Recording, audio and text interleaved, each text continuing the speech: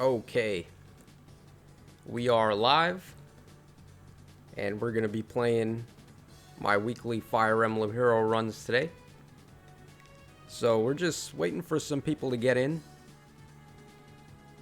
And in the meantime, I guess we can go ahead and take a quick look at this banner over here. So this banner is real interesting.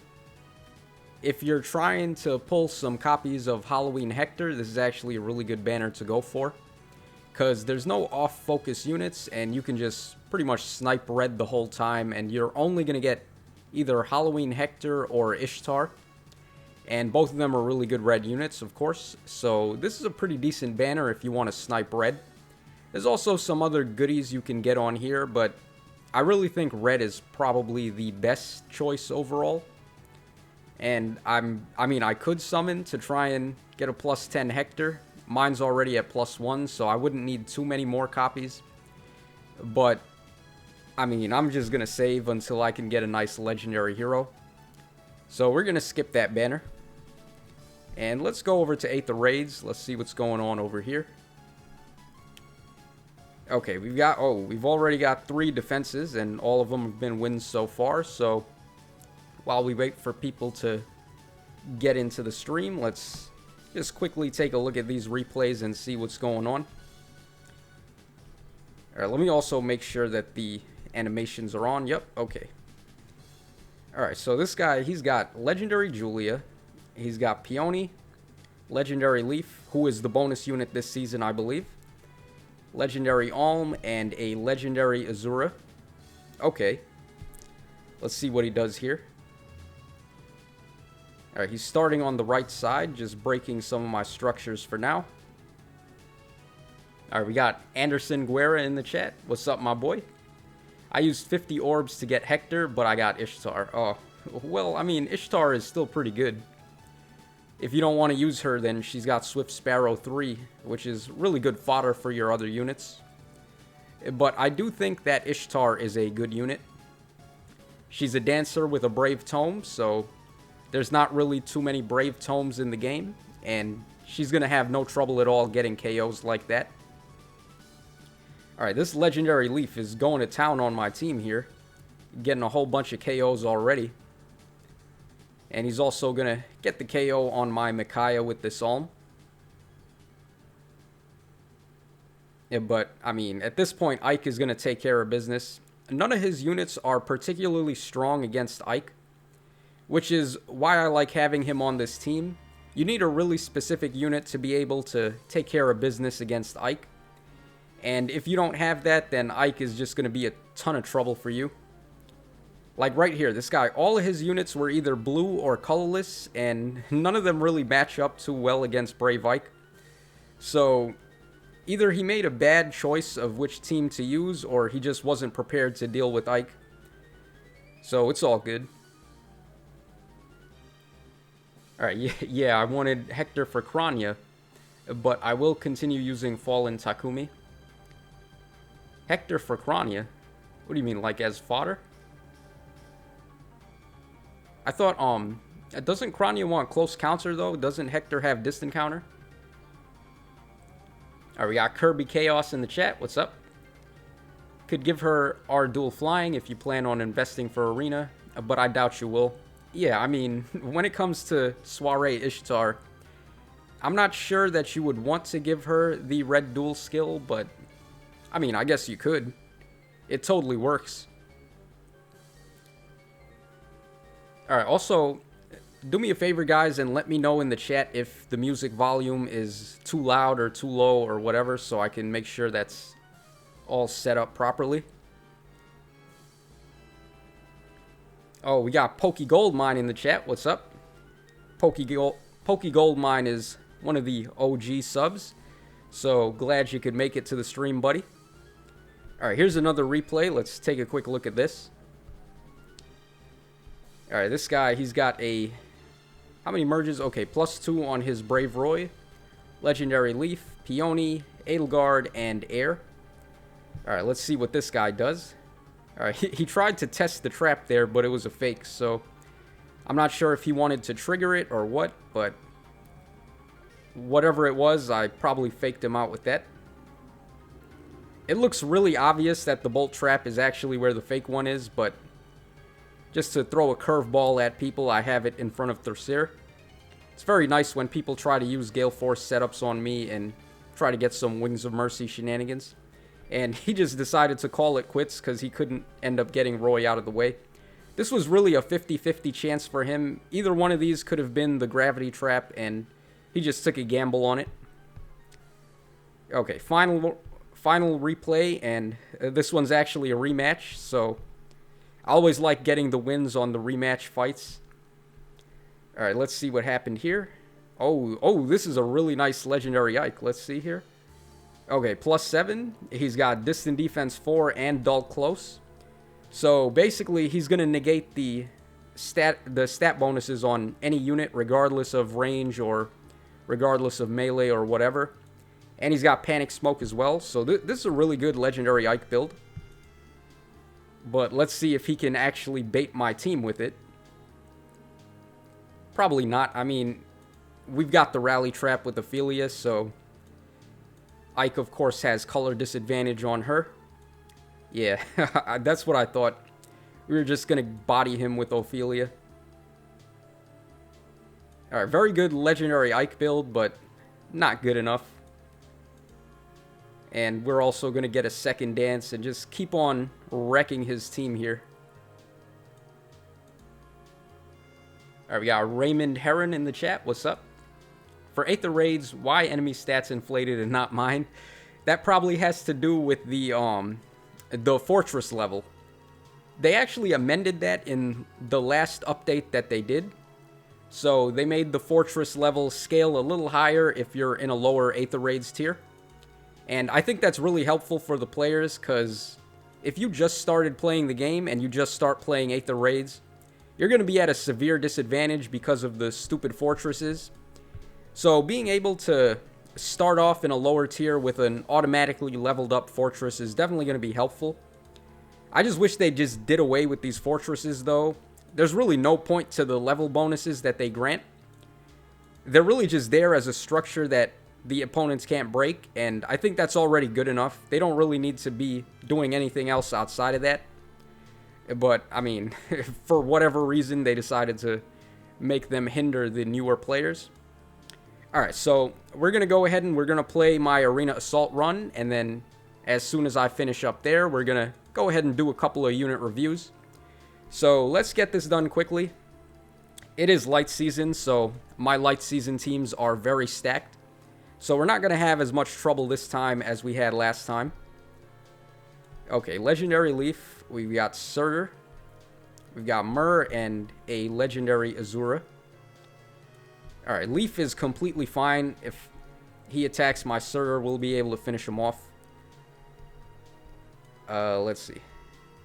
I can't actually bait, though, on this turn. And Azura is not going to be able to move far enough to dance on Leaf. So let's just go ahead and put Surtur up there. I guess we'll rally on him just in case. And that's pretty much it for this turn.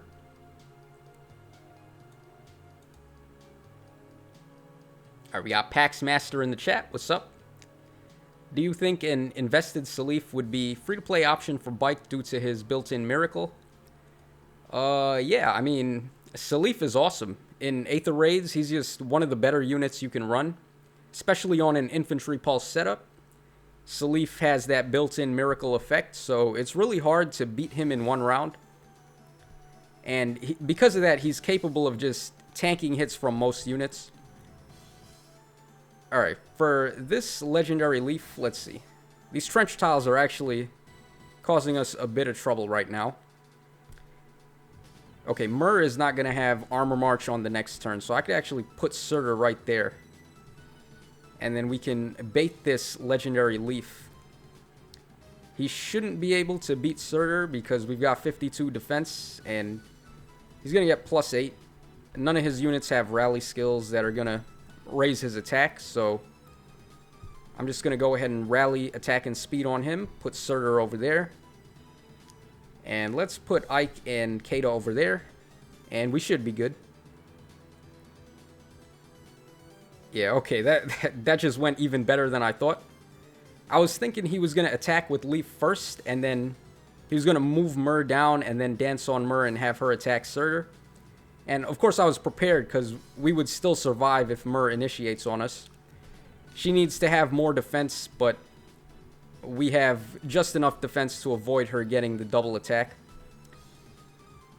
Okay, I mean, we can probably just leave Surtur there. Or I could go for the bait on Azura. You know, I might as well do this. And Tiki's going to be perfectly fine against those two, and we'll just end the turn like this. Okay, and Surtur... Alright, this Azura doesn't have guidance, so Surtur can't jump. And we can just go ahead and beat up this Myrrh.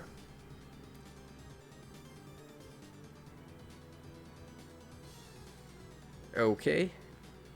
Bold Fighter putting in some good work there.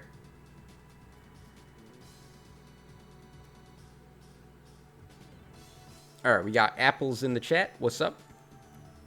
Do you think Effie is a good merge project for an Armor Lance or Valentine Eliwood? Well, either of them work pretty good.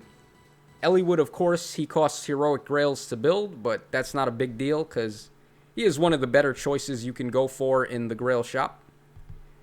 And if you don't want to go for Eliwood, I mean, Effie is fine as well. The nice thing about Effie is that you don't have to use any grails on her, so she's an easy plus 10. And she does still hold up quite well. She's got a crazy high attack stat. And Effie's just one of my favorite units. But I would say the Eliwood is slightly better if you do want to go for the grails and invest in him. But otherwise, I think Effie should do just fine.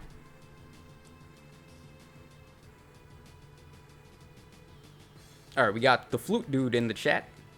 Anyone know if Resplendent stat bonuses count towards arena score? I don't think that they do, actually. Yeah, the Resplendent stat bonuses you get, I don't think they count towards your arena score. So, that is unfortunate, but regardless, I mean, you still get the stat bonuses to help you out in all the other modes. So, it does balance out a little bit. It would have been awesome, though, if we could have that stat bonus to our BST in arena.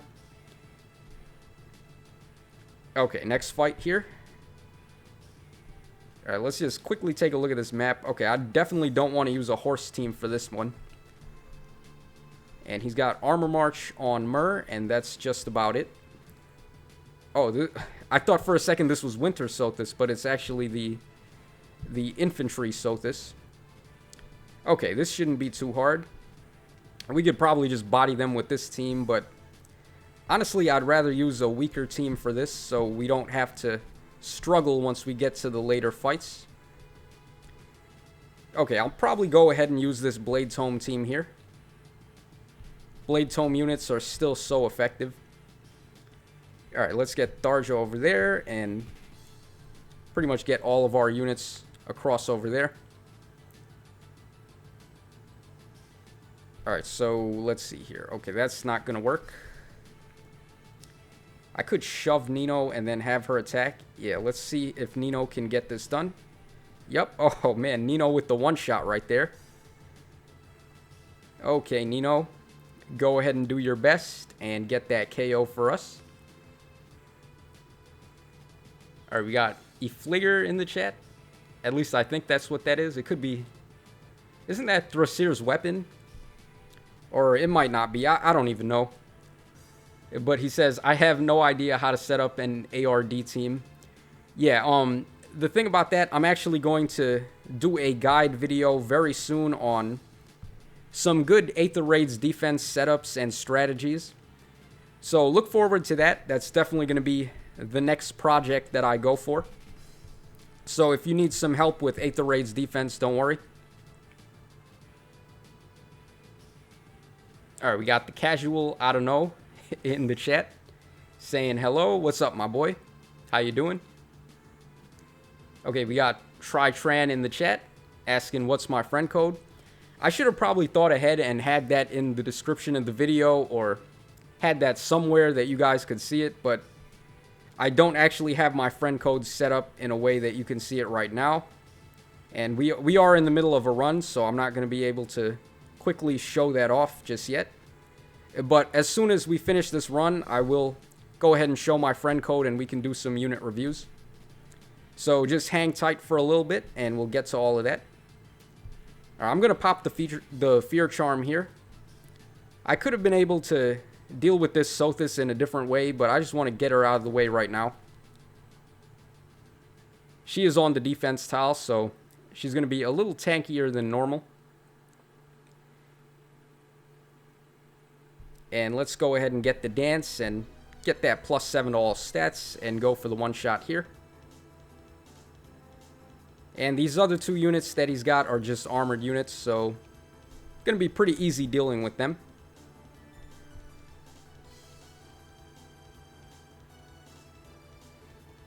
Okay, so the Mur is the unit that has the Armor March skill, and basically if I can just get rid of that Hector, we should be fine. So let's see if Nino can do it. Yep. Oh man, I love Blade Tome so much. After all these years, they're still so OP. Just getting one-shots on all these recent +10 units with a completely unmerged day 1 Nino. Always satisfying to do.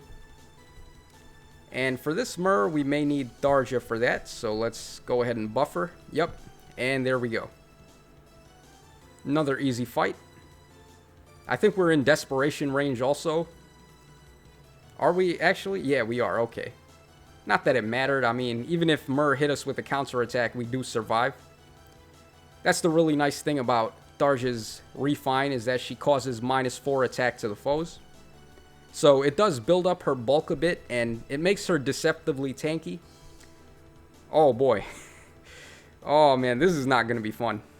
Double Bramimond at +10. We're fighting an Omega Whale right here. Alright, this is probably going to be the highlight fight of the whole video. Alright, so we definitely don't want to mess this up. Both of them have lull, attack, and res, so Blade Tomes are not going to have an easy time dealing with him.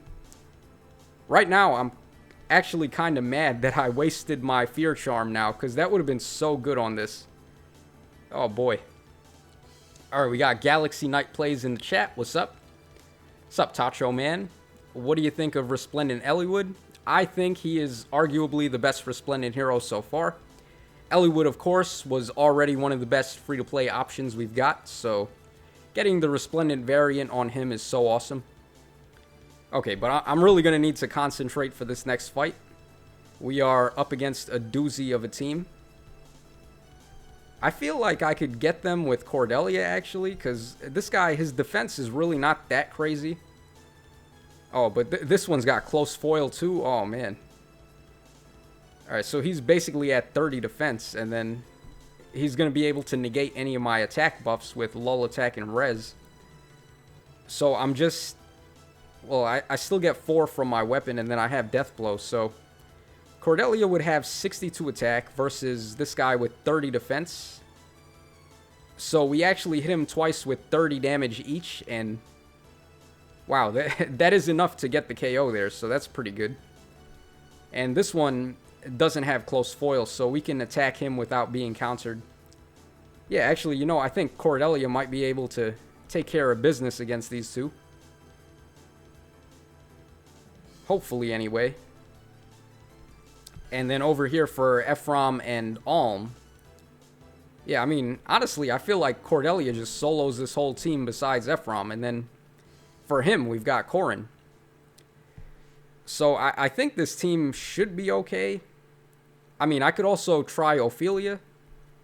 Ophelia would probably be the safest bet. Let me just take a look at my Ophelia team. Alright, so Ophelia's got 61 attack here. And he's got, oh wow, 43 res. So we're not even doing 20 damage to him with the special attack there. Alright, yeah, we probably have to go with the flyer team and just try to get him with Cordelia, I guess. That's really the only thing I can think of. Alright, so Omega Whale versus Tacho.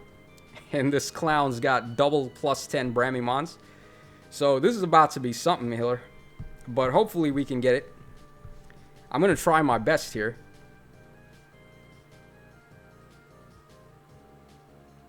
It's nice to have a chat that doesn't go 200 miles per hour.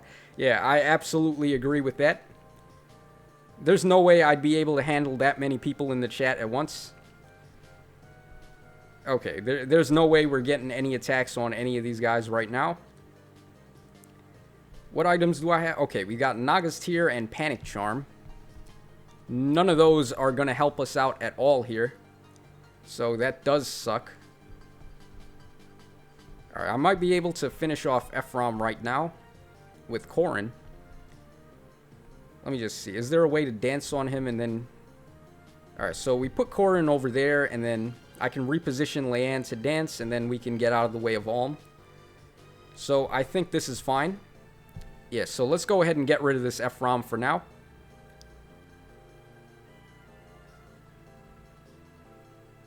And then we'll go ahead and reposition and get the dance here. Okay, we definitely can't do that. So let's get out of the way once again. Alright, so at this point, maybe we can... Okay. Alright, that's good. We'll be able to attack this Bramimond and get the KO.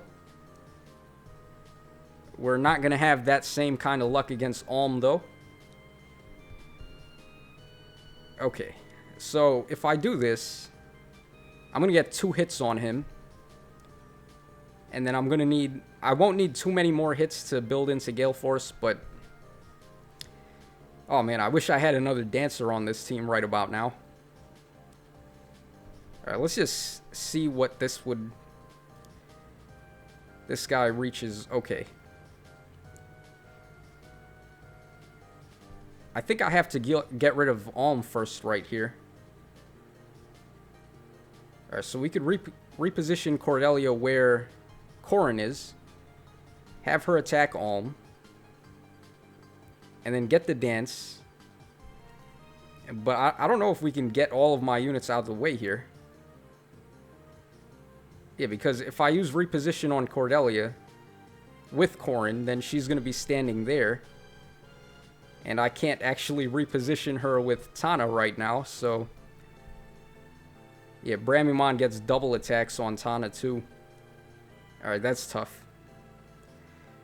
Oh, if only I had the Dancer Veil. Yeah, I probably should have changed my items.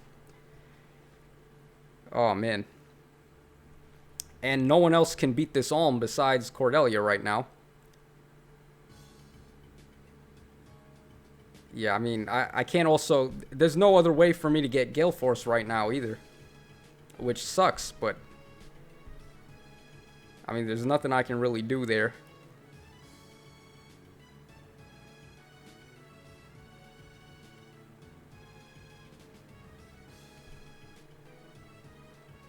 Okay, let's see.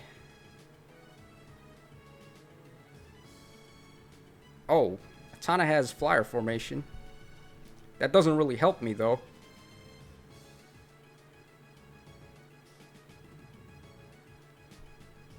Alright, so if Cordelia attacks Alm from this spot, and then I dance with Leanne from there, I would have to just reposition Leanne out of the way, because she's going to get bodied by Bramimond.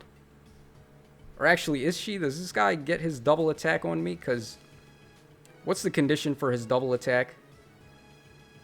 Okay, I need above 35 speed. That sucks. I was hoping it was going to be the attack condition, because Leanne actually does have below 50 attack. So if that was the skill that gave him the double, we'd be able to survive with Leanne there. Yeah, all my units are way too fast to deal with this guy right now. Alright, hold on. You know what? Let's see. I could just go for the attack there. Reposition with Tana. Get her over there. Then have Leanne dance and get the finish on Alm, but... I mean, we're still got to deal with this other Bramimond over there. Alright, yeah, this actually sucks pretty bad.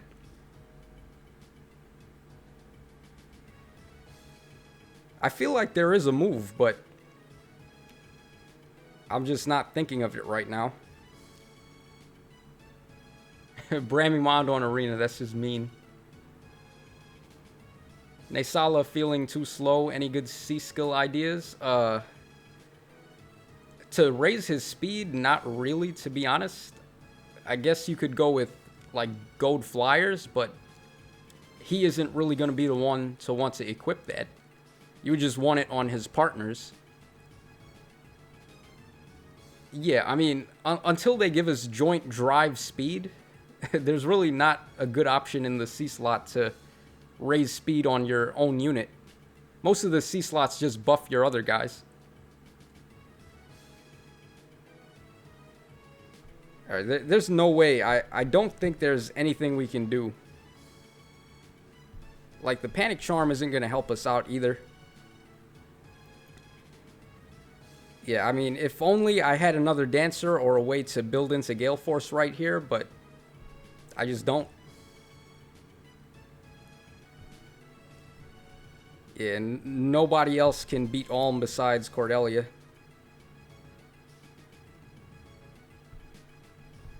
Alright, so if I reposition Cordelia, we attack Ulm.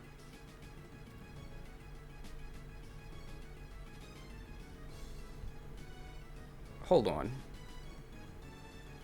If I'm on the defense tile, does he beat me, actually? How much? Okay. 39, wow. Alright, yeah, this guy, he's for real, man. Bramimond is the real deal.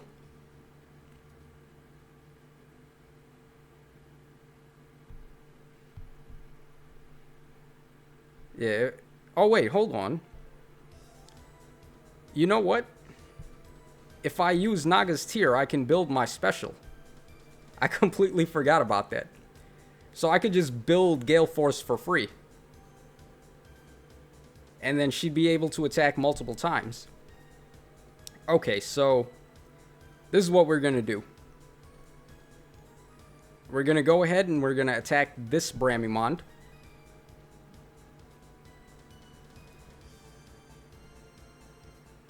Okay, should I... Now, here's the question. Naga's Tear is also going to give us +3 to all stats, so we might be able to just get the one-shot on this Ulm as well. Yeah, like, Tana's doing 18 damage there. If I were to raise that even more, we would get +12 from Naga's Tear, so that's 30 damage, and then we have Glimmer also. I think that's enough. Now, the problem, though, is that if I pop Naga's Tear, it's only going to work on units that haven't moved yet. So, yeah, like, Tana is probably the best bet to attack this guy. How much is... Okay, she does 14, Tana does 18, and Tana has absolutely no buffs. Okay, so we're going to reposition Leanne with Corrin, and then we're going to pop Naga's Tear here. Oh, wait, that's... Oh, man. Yeah, no, first I have to dance, and then we're going to be able to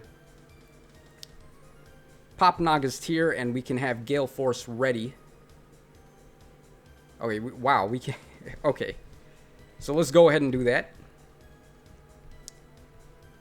And we can actually hit this guy 8 times right now. Yeah, and then... Oh, man, she can't get the KO? That sucks.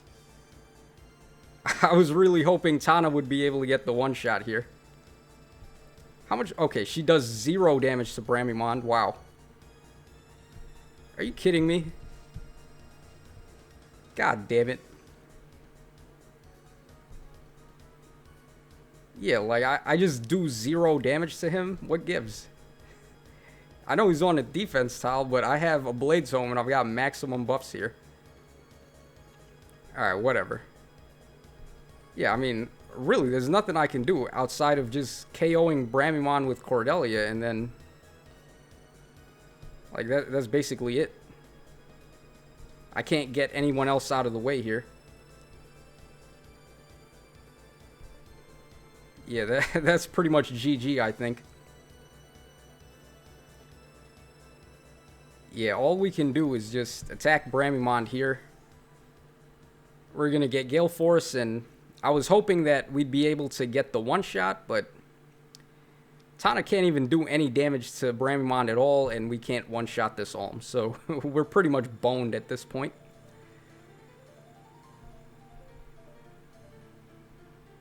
Yeah, that's GG. I have no moves here.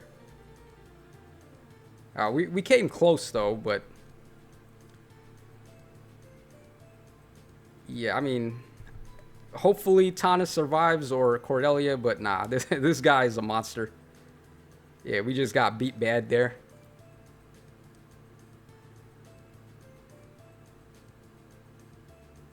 Lull attack and res OP.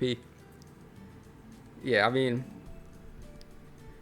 Yeah, we still do 0 damage to him. God damn it, Bramimon. Alright, let's just hop out of there. We'll have to try again. You know, this time I'm actually going to change up my items.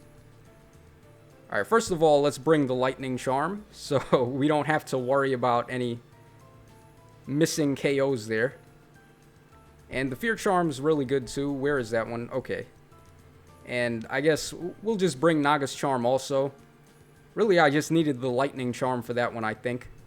We would have been able to KO the Alm with my, my Tana, and we would have won. Alright, actually, I shouldn't take this fight. He was only worth 754. It sucks that the first fight in Arena Assault is the only fight that you can actually reset to get a better score on. Oh, and before we do that, though, let me just really quickly... Someone in the chat wanted to know my friend code, so... Real quick, there it is. 765-809-4067. So, go ahead and send some friend requests, and as soon as I finish my run in Arena Assaults, we'll go ahead and do some unit reviews. Alright, so let's just hop back in here and hopefully try to get the run done as soon as possible. Alright, Matthew Crockett in the chat. Do the AR blessings also help out in Arena Assault? Yeah, well, you don't get the stat bonuses, I don't think, but they do help because in Arena Assault, when you're building your teams, if any of the units have the blessings that are applicable to this season, like right now we've got Water, Earth, Light, and Dark.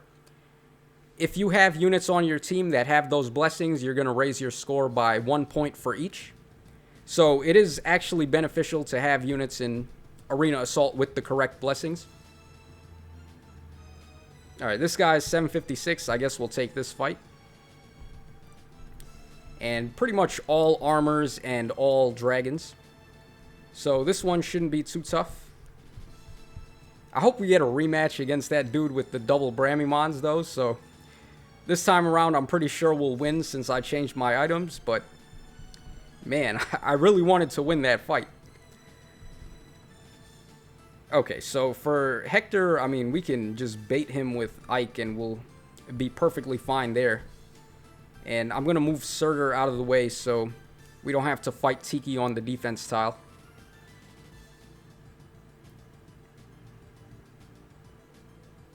Alright, we got the G-Flash in the chat. What's up? Glad you could make it to the stream, brother. And we got Lenico in the chat as well. What's up? I believe they do, Matthew. Yeah, I already explained that one. So the AR blessings do help you in Arena Assault, but indirectly. You're only getting the +1 from having them on the team. And I don't think the stats actually count. Alright, so Myrrh can attack Ike, and she will get a double attack because she's got more defense than me. Unless I rally defense right there. Yeah, so... Yeah, all his units have rally attack and speed, so he can't actually get a double attack on Ike with Myrrh there. So that's really nice. And I would like to get Kata over there too, but... Huh. Yeah, you know, I might as well just break that and put Kata right there. Alright, so it doesn't matter who he attacks here. Oh man, wow. I almost blew it by putting Kata in front of Myrrh. Luckily, we can survive with 1 HP there. I don't know why I did that. I was thinking, you know, maybe Kata would need to get an attack on Ephraim. Yeah, I did end up blowing it. Alright, wow, I'm pretty bad sometimes, guys. I apologize. Alright, let's just hop back in, try again.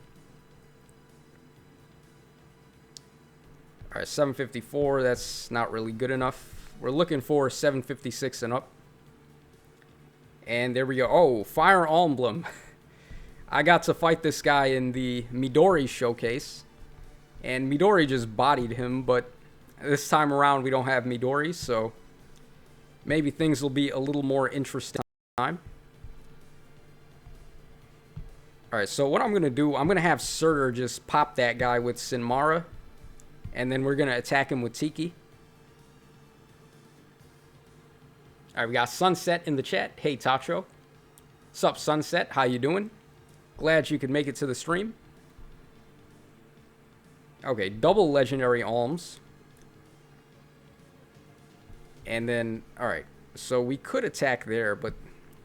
Oh, his alm doesn't have null follow-up, so I can actually attack him with Surtur and win because we've got Bold Fighter.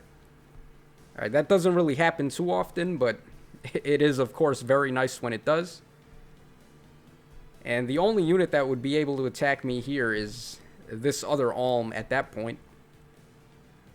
Or I could just keep on the defensive and we can try to bait these guys on the next turn instead.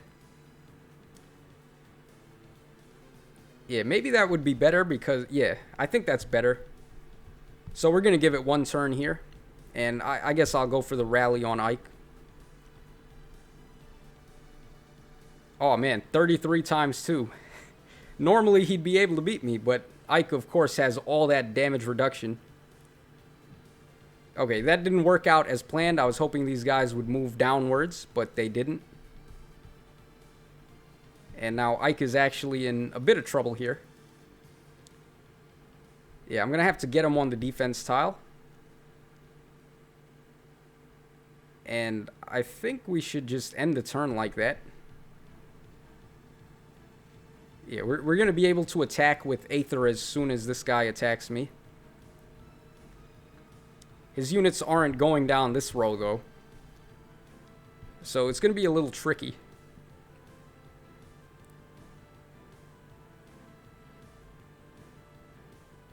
Alright, Alm with Lunar Flash.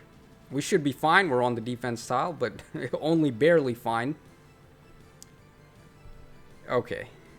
We can't even get the one shot on Alm either. Okay. Okay, I see how it is. What if I rallied attack, though? Yeah, we can go ahead and rally attack here. His Alm is going to be able to attack my Tiki, though. Yeah, and he's got Swift Sparrow 3, so... Tiki is probably actually going to die here. Yeah, I think we lose again. This was not a very good map for us. But, I mean, regardless... Let's just hope for the best, I guess, but... I think Tiki's going to die, yeah. Oh, I could have just used the Lightning Charm and then we'd kill him on the counterattack. I should have thought of that, but... It is only the first fight. You really don't want to use your items on the first fight. Yeah, so that's pretty much game over for us. Yeah, Alm couldn't even... Or Ike couldn't even survive the duo Alm, so... It probably didn't matter if I used the Lightning Trap there or not. Oh, man. It's always that first fight that's the hardest. Because after we use the first fight, it's just the scoring team, and then we can go ahead and reach into the pocket and pull out all of the busted teams with the busted units. Or we got Umo Mao in the chat. At least I think that's how you say that name. Forgive me if I messed it up. Wait, is this guy the Alm Emblem guy? Yeah. I faced him and friended him just a couple days ago. Oh, that's pretty awesome. Yeah, I fought him in the Midori showcase video. So, pretty cool to see him make a return appearance on the channel. Okay. So, this time around, okay, this Grima, he's got Armor March, but doesn't really matter because no one's next to him right now. I could just one-shot this Tiki here. Oh, nah, she's got... I was going to say we could attack with Surtur and get Gale Force, but She's not below half HP, so Special Fighter will prevent that from working. Yeah, and then Robin, he can actually beat Tiki, I think. Yeah, he's probably going to be able to beat Tiki with Robin, so let's just stick to baiting his leaf for now. Alright, he's got 20... Oh, actually, we can't double this leaf. He's got 22 speed, and then Surtur's got 26. I'd have to rally speed on Surtur for that to work. Yeah, but I mean, we could actually go ahead and do that. It's not a big deal. And then if he attacks Tiki, then Tiki's just going to get the double on him and finish him off anyway. And then for this Tiki over here, I don't think we have to worry about her right now. So let's just put Kato over there. And we should be good. Yeah, Leaf, his speed is just a problem for him. Even the slowest units in the game can double attack him, so that is the one downside to Legendary Leaf.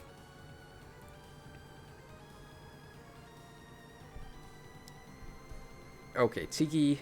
Oh man, we can get the one shot there. That's awesome. And this Azura's got aerobatics, so she can jump to Robin. Not that that's going to be a problem here.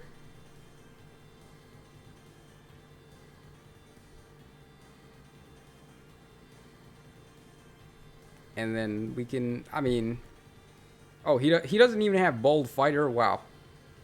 For some reason, I thought he had it. Yeah, and depending on which direction he goes in, he's probably going to chase Tiki. So he's going to go over there, and then Azura will move and dance on him, and then he'll either move down or he'll move to the left again. I'd prefer it if he moved down, so I'm going to put Tiki there, and we'll be able to pop him with Sinmara. Yep. Just like I... Oh, what's up with that? He just did some shenanigans there. Okay, so he's got guidance on Azura. And I don't think Azura is going to attack Surtur, but she might attack Tiki. So we'll actually go ahead and do that. Yeah, so Robin's going to use Rally. And then Azura's... Okay, she did attack Surtur, even though she does 0 damage to him. Not a big deal. And we're just going to beat her up with Sinmara here. Alright, sometimes, I mean, the AI just uses inexplicable moves all the time. Sometimes you can predict it, but then sometimes they just do a bunch of weird shenanigans. Alright, and let's just get the finish here with Kata.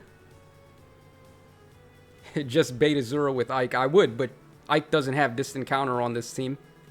I gotta use green dual infantry so we can score a little bit higher. Alright, next fight. Okay. We've got Annette and Lysithea. Oh, this is a Repel Annette. That's pretty interesting. Wow, take a look at this Annette build. This is actually pretty cool. So he's got Gale Force, Swift Sparrow 3, Repel, Times Pulse, and Heavy Blade. So he's ramping into Gale Force with that build. Normally you would play Annette in a support role with the rally skills and the ruse skills and the feint skills, but I mean, her stats are so solid all around, you could definitely pull off something like this. Also a base kit Lysithea, probably at +10, yep. And then Legendary Alm and Tiki. Okay, but because this is not the first fight, I'm free to use whatever busted team I want. So for this team, let's see. Okay. Nino's going to probably body that Tiki over there. Tharja should be fine against Alm, and then pretty much we just win with the Blades Home team, I'm pretty sure. So let's just go with that one. It's already set up, so good stuff. And Tiki doesn't have armored boots or anything, so she won't be able to move multiple spaces here. Alright, let's just get my units in range, and we're going to go on a killing spree on the next turn here. Alright, so Annette's probably going to go first. Well, she is on the defense tile, and I don't really want to risk it just yet. Yeah, so we're going to give it one more turn here. just to get Annette off that defense tile. And at this point, I mean, we could go ahead and shove with May so that we can have Tharja get the maximum buffs and then be able to beat this Annette. Alright, yeah, we're going to have to go with shove right now. And then we can get the finish with Tharja on Annette. We can't actually beat his Lysithea, though, because he's got lull, speed, and res. Well, at least on a defense tile. Maybe if she gets off the defense tile, we'd be able to do it. We can also one-shot his Ulm.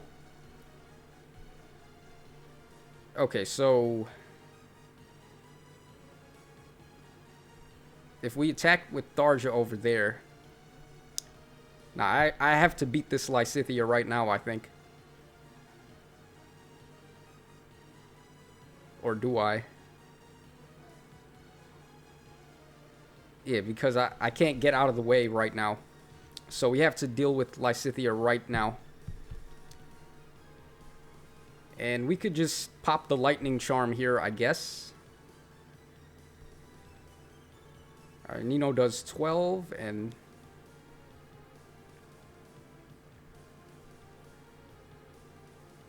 Yeah, okay. Alright, hold on. I haven't even danced yet. There's no way to get May out of the way, though. Oh, actually, you know what we can do?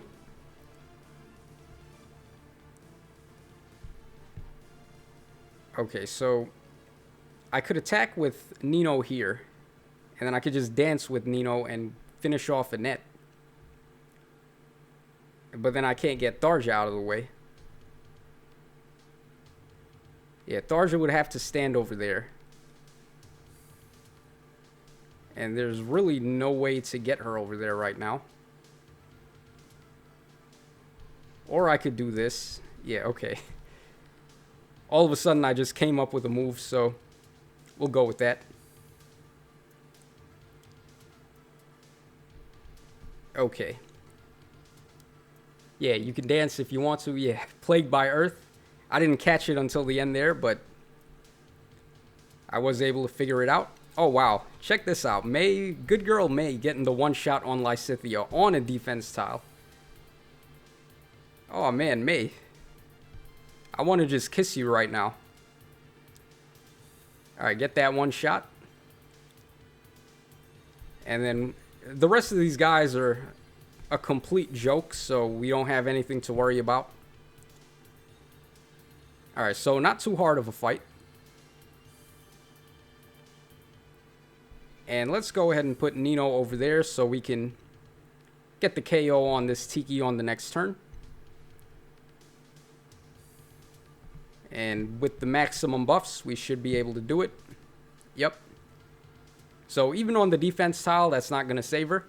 And we just get the one shot there. So pretty good stuff. And on to the next fight. Okay, this dude is, this guy actually was on my friends list for a while, but I think I might have deleted him to make some room for our unit review session. Okay, another plus 10 Bramimon, always a pain in the ass to fight this guy, but it's only one Bramimon this time, so we don't have to worry about fighting multiples. Alright, I am a little worried about this Julia and Peony combo in the corner there. Yeah, okay, so I wonder if Rally Up Res is going to come into play here. Like, if I try to bait this Julia over there, is he going to use Rally Up Res on Peony and then ensue a whole bunch of shenanigans? Because they always like to rally before they make their moves. But it's not a direct rally here. So I'm not sure the mechanics of that. But if I could just bait this Julia right now, that would be the perfect thing. And any green bait should be able to get it done. Let's see what we've got. Okay, we have absolutely no green bait units besides Ike, who I've already used. And I guess the other option is to just beat him down with the flying team. This Bramimon could very easily get danced on by Azura, though. Yeah, like, if he just moves down 2 spaces and then she dances and he can move 3 spaces after that, like, the entire bottom section just... He can attack me from anywhere, basically.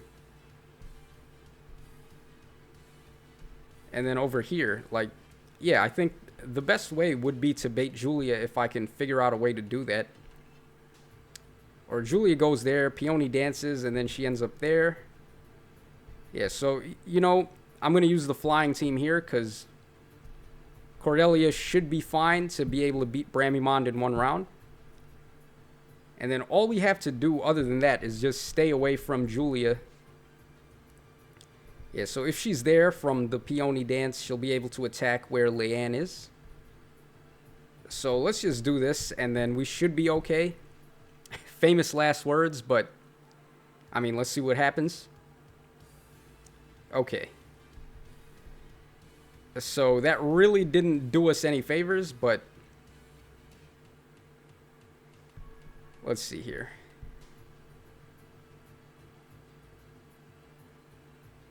Yeah, I mean, any of these units end up using dance, and then it's pretty much game over for us. Yeah, this is pretty nasty. I have to either kill the dancers right now or kill the units. And I don't know who's going to move first here. Last time it was who? Peony who moved first? Yeah, I think Peony moved first on the last turn, but if she doesn't move first that time, then if any of these 2 move and then get danced, we're just done.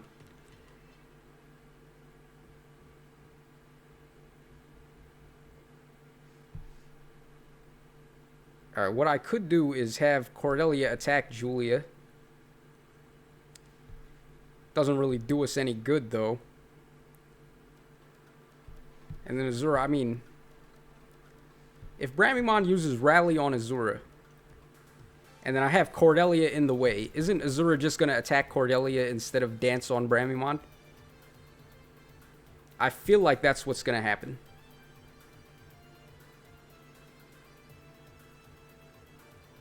Yeah, because as long as Cordelia is... Well, there's really no way to... Unless I do... Wait. No, I can't do that. Alright. Yeah, I guess we'll just have to wait 1 more turn and then... Unless I can kill this Bramimon right now, but then... A plus 10 Peony still has 47 speed, so... I mean, she's still a threat offensively. And then she's providing all of these drive buffs to Azura as well, so... Cordelia is not going to be able to take 2 hits like that. Dancers will attack if they do at least 5 damage. Might have to bait both dancers. Pretty sure Peony gets the 5 damage check. Yeah, I mean, that's what I think too.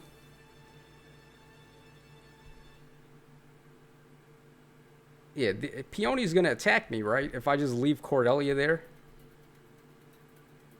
And she's not gonna be able to double attack me. Julia will rally, but... Like, is that even a big deal?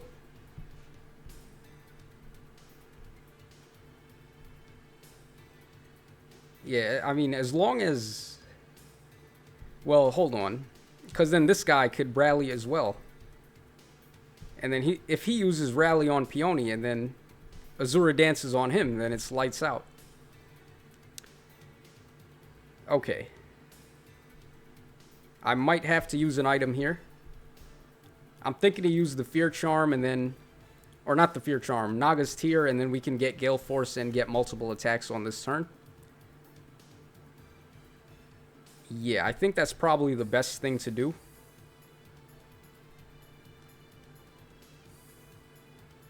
So we're going to be able to finish off Peony and Julia right now, and then Azura will be able to attack my unit over there. And Azura, if Bramimon rallies on Azura, and she attacks one of my units, she will do more than 5 damage. So, alright, let's just go for it.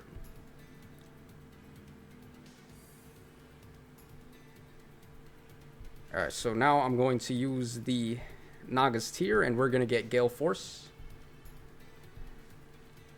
Alright, hopefully this works. I've never really made a move like this before, so not really sure what's going to happen here, but hopefully things pan out. Okay, yeah, so Brahmimon's going to use Rally on Azura, and then she should end up attacking Cordelia. And if she doesn't, then we're pretty much boned, but I don't think it's going to happen. Yeah, okay, there we go. Yeah, so 5 damage rule. If you guys watch Icarus, then you probably learned that one from Sensei. And we're... oh, wow. Oh my god, on a defense tile, this dude is invincible. Holy crap, I didn't think he'd be able to tank that well.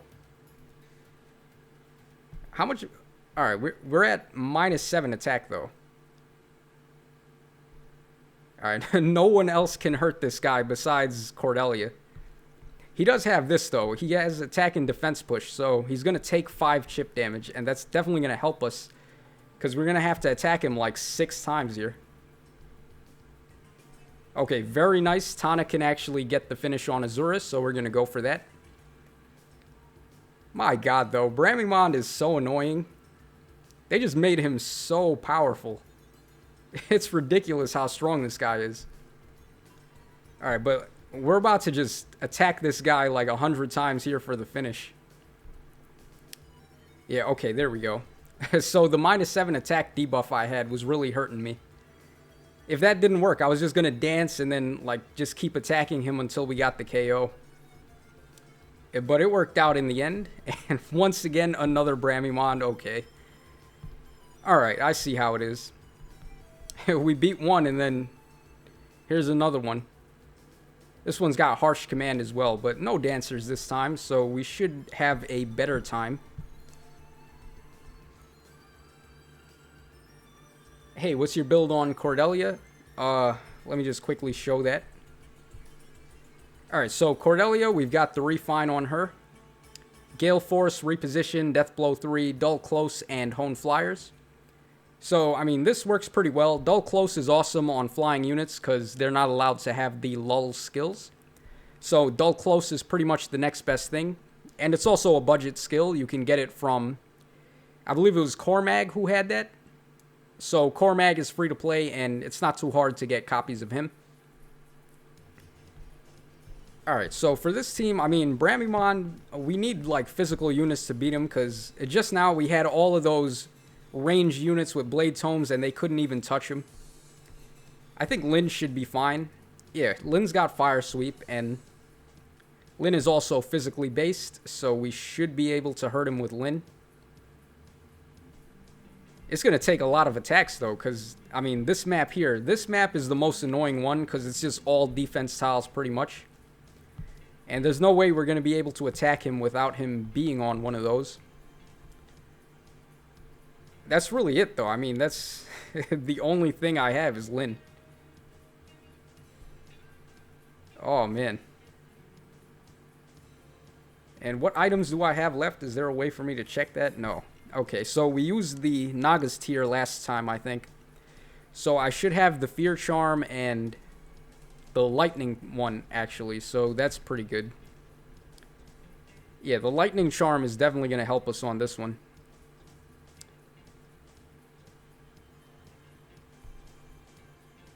Okay, and for Surtur, we have... who do we have? Okay, we've got Blade Tome, Titania. And we've got Olwyn. I should have... I didn't even refine Olwyn yet. I should have went ahead and did that. Yeah, but really, I mean, none of these three are going to be an issue. It's just Bramimond. And all I can think is to just pray that Lyn can get it done. Yeah, Bramimond is so powerful. Use Raven Boys. I would if I had any, but I don't really have any built up right now. Alright, we got Renzo Tutiven, or... Alright, let's just say Renzo, so I don't mess up this poor guy's last name. I think Bramimon lives even with Raven's Homes, yeah. He's just so stacked, like... Having lull, attack, and res, and having impenetrable dark, it's just so hard to hurt this guy. Because you're not allowed to rely on any attack buffs. Outside of, like, the passive skills like Death Blow and all of those. But none of the drive buffs from your allies are going to count. And none of the hard blue buffs are going to count from lull, attack, and res. So, this guy is just completely bananas.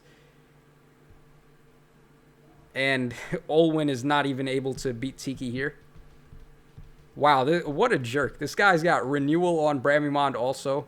So if I use my Lightning Trap right now, he's just going to heal off damage on the next turn. Wow, I was going to use the Lightning thing and then we were going to get the one-shot on Tiki, but Bramimond is going to keep on healing. Oh, that's so dirty. I could also use the Fear Charm. Yeah, look at that. We do 0 damage to him. Lyn is really the only unit that can hurt him. And I don't even know if Lyn's going to be able to beat him either. Yeah, this just sucks. And because of this map being all defense tiles in the middle, we're never going to be able to attack him off of a defense tile. So yeah, we're really screwed in this fight.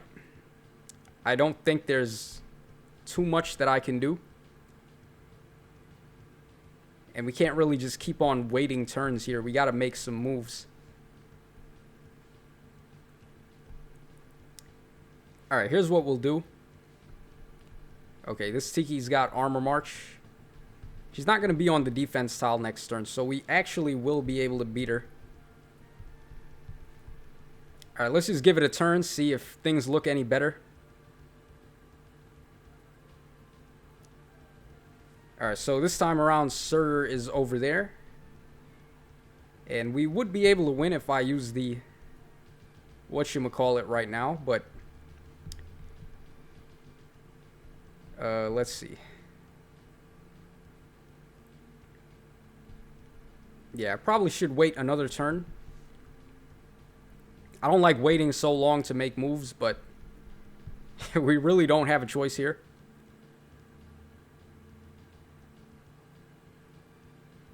Okay, so we should be free to attack. Okay, we're not free to attack anybody, it looks like. Yeah, Bramimond, he can just attack us from anywhere. Yeah, it's turn 4 now. If I pop the Lightning Trap... Oh, we can finally actually do damage to this guy now. That is helpful. Okay, so as long as he's not on the defense tile, we can hurt him. That is good to know. Alright, well, who's going to do the most damage here? He's at 38 res. He's going to negate my +6 attack, but I'm just going to get it back from Death Blow anyway. So I have basically 51 attack there. Versus 38 res, so what is that? 13 damage times 2. So we do 26 damage to him with Reinhardt. That's still not going to be quite enough to win, though. And then Lyn's got 53 attack while he... Or, I'm not going to have 53 because he's going to drop me by his lull attack and res skill. Yeah, so... she's doing 12 damage. That's not enough. Lyn is not going to do enough either. Yeah, I'm pretty sure Titania does more than Olwyn as well. Oh, man. Bramimond, this guy. Yeah, like, I can't think of anything else but to just wait another turn. But they're just going to keep on using rally skills.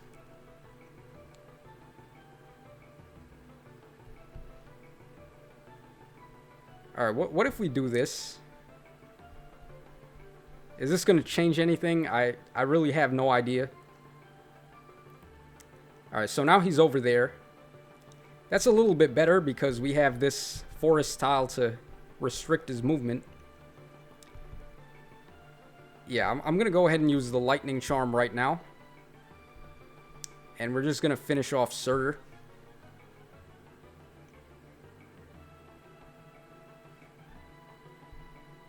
Okay, and now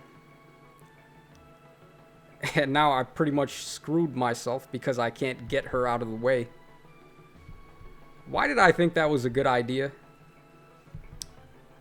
Our Alm's got, yeah, he's going to do a lot of damage. Actually, no, don't I? As long as I survive this hit from him. But he's going to have so much attack. He's going to have +6. He's going to be at 71 attack. Well, I mean, if she survives, then she's going to finish him off in one shot, though. Yeah, well, it's either Alm or Bramimon. Who would I rather take a hit from? And I think it's going to have to be Alm here. Yeah, so we just have to do this, pretty much. And just hope that Titania can survive this attack. And nope, 51 damage. Jesus Christ. Alright, so much for that. Alright, yeah, that was a complete wash.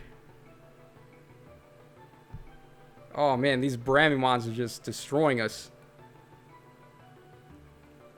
Alright, we got Wolf Knight Lord in the chat. What's up? It's your boy Taco. You gotta put an H on the end of that, bro. It's Tacho, not Taco. Tacos are delicious, but I'm not a taco. I'm not quite a taco, and I'm not quite a nacho. But you put them together, and you've got a tacho. All right, let's just try again. I mean, we're going to keep trying until we get this done. You guys probably want to see some unit reviews, though, so I will try to get to that, but I do want to get this done right now. Why can't we fight teams like this all the way through? Like, just a bunch of armored units? Nah, we gotta fight, like, all these +10 Bramimons and all that broken stuff, so no mercy for me here. Alright, we got Dead Inside. What's up? Hi, bro. What's up, Dead Inside? Glad you could make it. Tacos are delicious, yeah. I like tacos. Tacos are good. I like fried chicken a lot. I like burgers a lot. Like, all the good I like to eat, but right about now, that's all in short supply, because, of course, we've got this stupid virus crisis thing going on. Yeah, I have no idea how much longer we're going to be in lockdown with this virus, but they said on the news that there's going to be a meat shortage, so it's going to be hard to buy meat in the grocery store and stuff like that. So I have no idea what's going to end up happening, but if we have to be in quarantine for like another 2 months, then I'm just going to go crazy. I have not gone anywhere since the quarantine started. Well, except for the grocery store, but other than that, I've just been staying at home.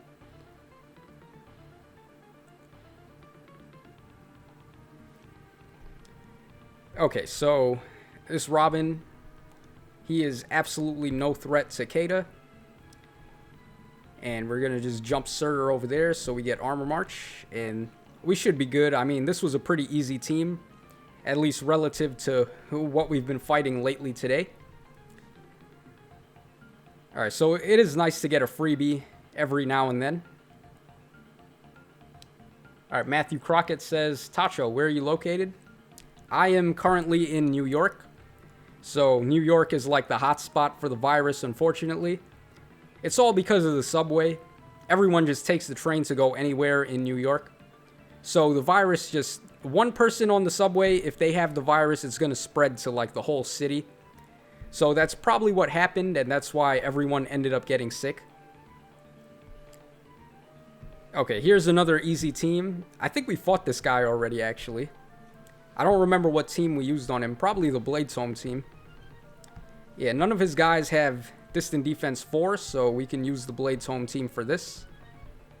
And it's already set up, so let's go for it. Alright, we got Haora in the chat.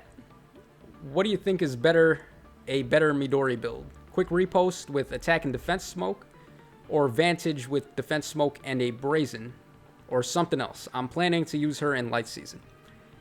Alright, so if you're going to use a Vantage Midori build, then you're probably going to want to have Close Counter instead of Close Foil.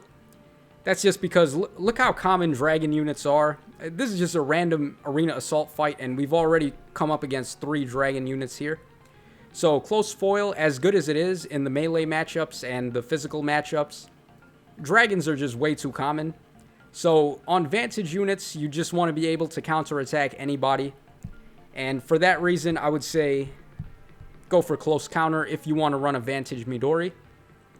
But other than that, I guess I do like the Quick Repost build on her, because that's the one that I used in the showcase, and it worked out pretty well, with Attack Smoke, of course.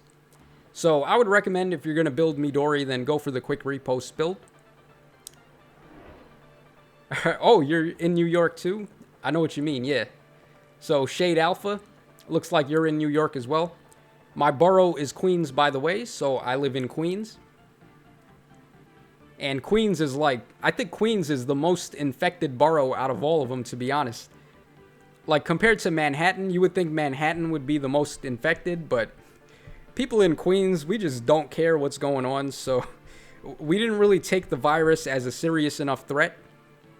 Like, weeks into the virus thing, I was seeing people just walking down the street without masks and acting like nothing was wrong, and obviously something is very wrong, so people that do that, they just don't care, and that's really how the virus ended up being able to spread so badly. Alright, we're going to need a combo attack here from Nino and Mei to get rid of this Tiki. I hate this map so much, by the way. This is like my most hated arena assault map. It's just so many defense tiles. It's impossible to fight people if they're not going to be on a defense tile. So this map really sucks. Also, the zipper map sucks as well. But I think I hate this map even more, because at least the zipper map, there are some easy ways you can win really fast on that one, but this one, all of these forest tiles here, they just slow you down, so it's hard to get to the enemy team and beat them before any shenanigans ensue. Okay, so Myrrh and Sothis, let's just pretty much get my Blades Home units over here so we can get some buffs.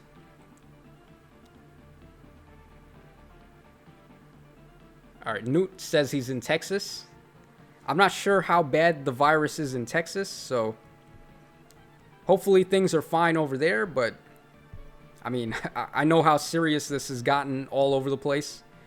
So I'm not sure if anywhere is particularly safe right now.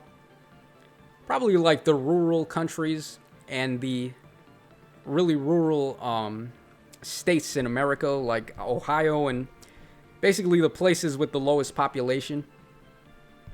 But other than that, if you live in a major city, you're pretty much boned, because this virus has just been catching on to everybody. So it is really bad. Alright, hey Tacho, I don't know why, but in most of your videos recently, I really love the background music you use.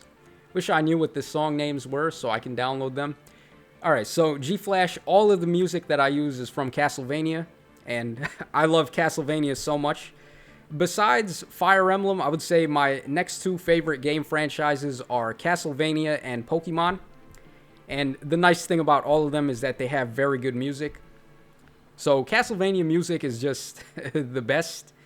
And if you're interested in knowing the names of the tracks that I use, I'll definitely be able to help you out there. Just comment on any of my videos if you want to know what the name of the music is, and I'll be sure to reply to you.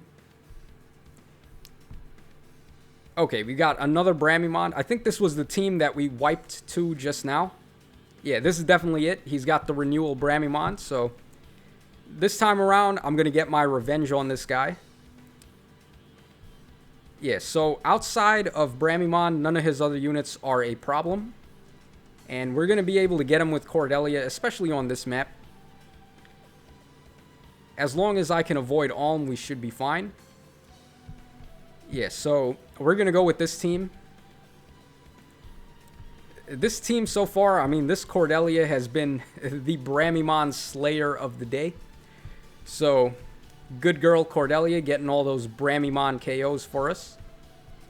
And hopefully we can get it done again on this one. Okay, so Tana's at max buffs. We can just go in with the one shot on this Alm. That's real nice. Tana being my very first Fire Emblem waifu. I was so happy when she got this bikini alt. Looks really good in that bikini. And she is the waifu, so also glad I was able to summon her. Okay, so Bramimon is going to be able to attack all those spots. So what we need to do is... Yeah, it doesn't matter if I get home flyers on Cordelia because he just has lull attack and res anyway. So let's go ahead and do that, and we should be good. And we're just going to have to attack this Bramimon like 100 times to get the KO. Oh, just once. Okay. Good girl, Cordelia. So glad I got the plus 10 on her. Yeah, one of the best free-to-play units you can build, and she's putting in so much work with that Resplendent BST buff. Resplendent units are like the coolest thing that they've done in this game, even though it's not free-to-play. It is nice to just get that plus 10 BST on some of the older units. Especially the ones that were already really good. Like, Cordelia was pretty good before the Resplendent bonus. Same thing with Eliwood and, of course, Sophia. So, just having that extra BST is really helpful.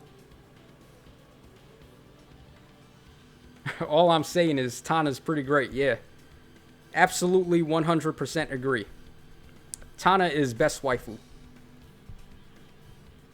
Alright, and waifu Tana going for the one shot here on Surtur. Very nice stuff. She's got a rubber ducky on her head as well. I don't even know how I ended up getting some of these accessories on my units. Like, I just play in Forging Bonds, and they want you to equip certain accessories so you can score higher. And, I don't know, like, I've got a bunch of janky accessories on some of my units that make absolutely no sense. But it is what it is. Like, right here, we've got the Peachy Ducky on this Corrin. Summer Corrin is also pretty bae. Let's take a quick look at her artwork, too. Yeah. All these swimsuit units are really awesome. Can't wait for this summer so we can get the next batch. I think I asked in one of the previous live streams which units you guys want to see in the swimsuits. And I already don't remember who I said. Someone said Surtur in the other video. And obviously Surtur in a Speedo would be some pretty crazy fan service there. But for me, I mean, I'm not really sure who I would want to see. I would have to see the banner first, see which game they're going with. But anytime they add bikini units, always good stuff. Okay, another Bramimon here. Legendary Leaf. Okay, it seems pretty likely that Bramimon can get danced on this setup. So, Leaf is not a problem to bait. I can totally bait him if I put a unit there. Bramimon is going to rally. And then Azura may dance. Is he going to rally from there or there, though? That's the problem. Because if he uses the rally skill there, Azura's just going to dance on him. And that's not going to be good.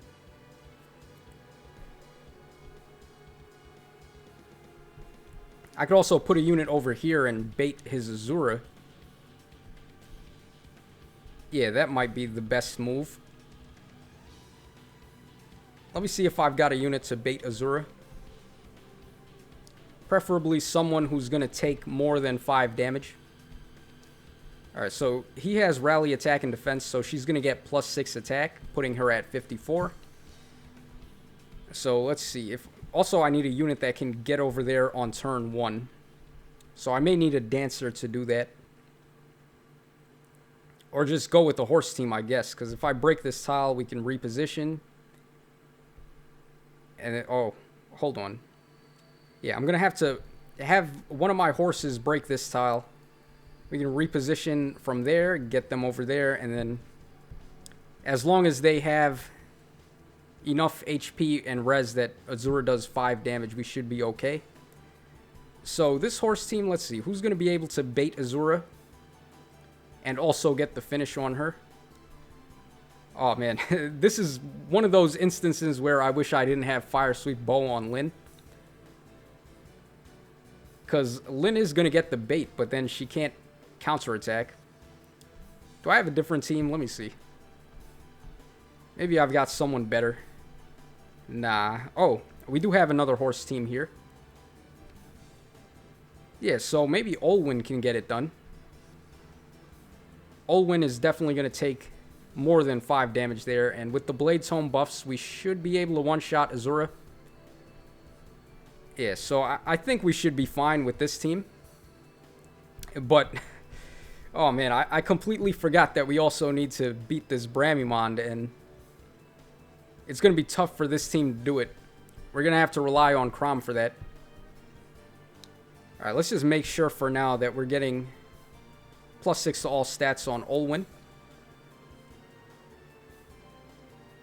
Alright, so if I reposition Olwyn there,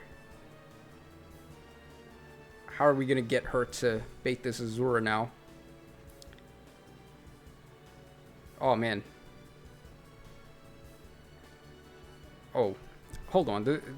Would Lucena take enough damage from Azura to make Azura attack her? Because that would obviously be better than using Olwyn. I don't know. I don't really want to risk that, because then all she has to do is dance on Bramimond and that's it.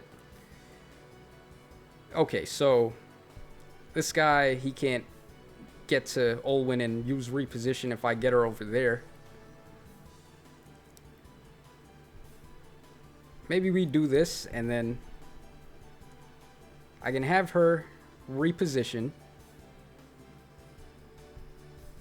And then we can, or not reposition, I can have her draw back and then we get Olwyn over there. And then I could reposition Olwyn up, but I have to break this tile first. Alright, so I don't know if we can actually do this without... Oh man, this sucks. Yeah, the only way is if I break this tile. Because there's no other way to get her over there.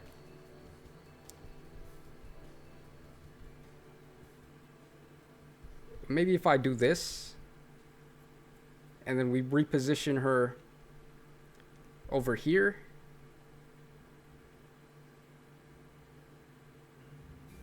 All I need to do is just get Olwyn on this tile, and I'm not sure how we're going to go about doing that just yet. If I put her over there, 1, 2, 3. Okay, I have to still break this tile, though.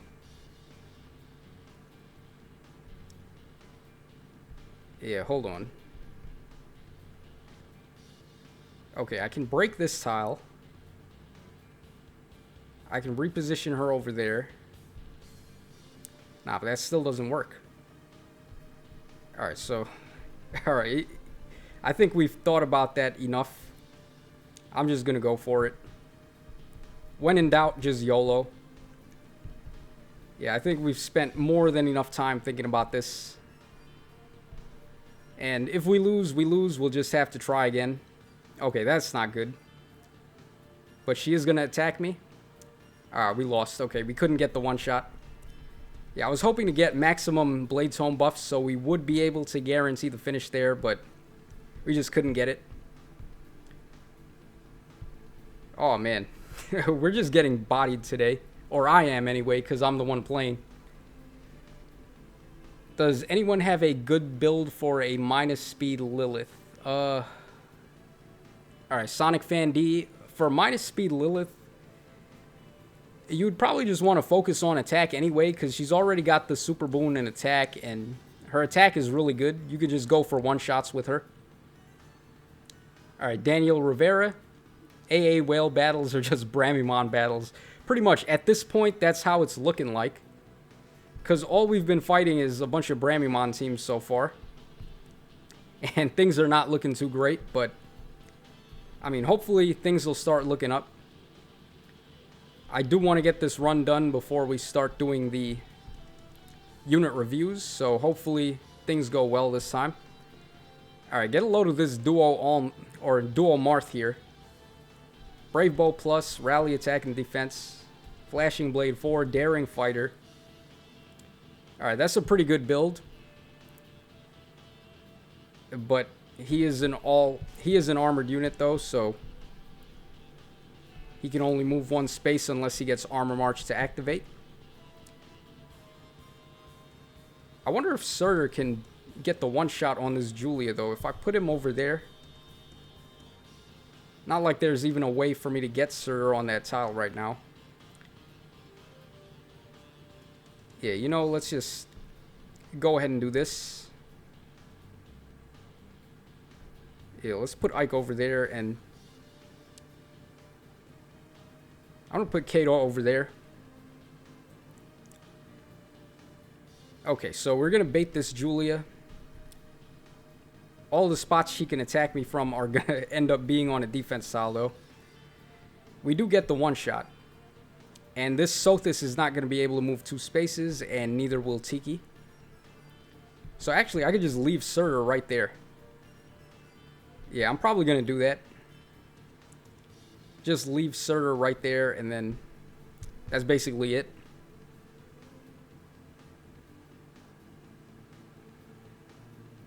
Oh, wow. We don't get the one shot on the counterattack.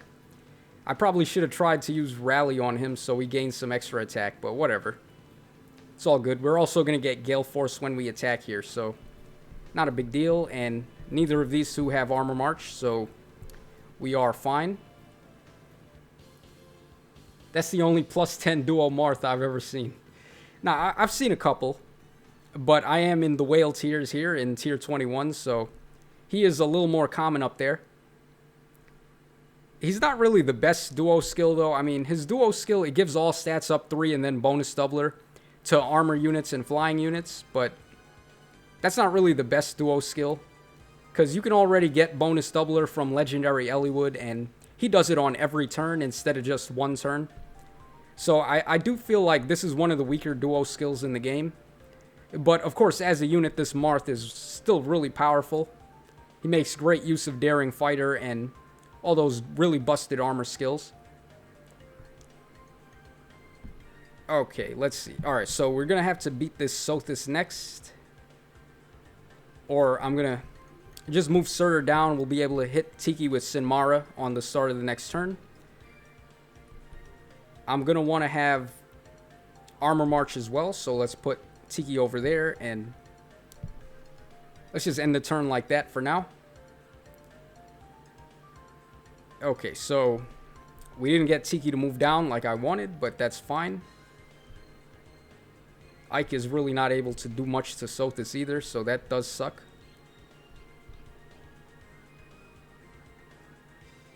Okay. Kata should be fine against Sothis. Let's put her over there.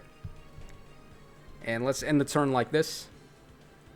Hopefully we should start hitting these guys with Sinmara. Yep, okay. Finally we're able to get one of them with it. She's got Special Fighter though, so we can't ramp into Gale Force there. We can't beat this Marth either. Not while he's on the defense tile. And now he's going to have Armor March too, so that's going to be even more trouble for us. But we can still get out of the way though, so it's not a big deal. Alright, I think I want to actually get Ike over there. Yeah, and okay, let's go ahead and have Surtur rally speed and defense on Ike. And then for Tiki, let's get her over there. Okay, so we should at least... Okay, we're not going to finish off Tiki, but we are going to get the bait on this Marth.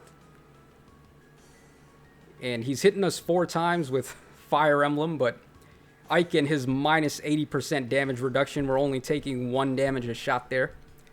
So that was helpful. We can attack him too, but... Okay, I really wish I could have gotten the one shot here, but... I guess we're just going to have to take our time with it. So let's attack for now with Aether. Do a bunch of damage to him and get him off the defense tile. And let's just move Surtur down 1. And that's basically it. Just leave everything up to Ike here. Oh man, look at all that damage that he does, but still can't beat Ike because we've got all that damage reduction. Man, they really went nuts with the Irvine Refine. They made Ike so good. Okay, also, I'm just going to go for the rally here. I could put Ike on the defense tile, but I just don't want to get a hit from that Winter Sothis, so we're going to forget about that for now. Just get the finish on this Marth. And let's get Surtur over here so he can start using Sinmara on these guys.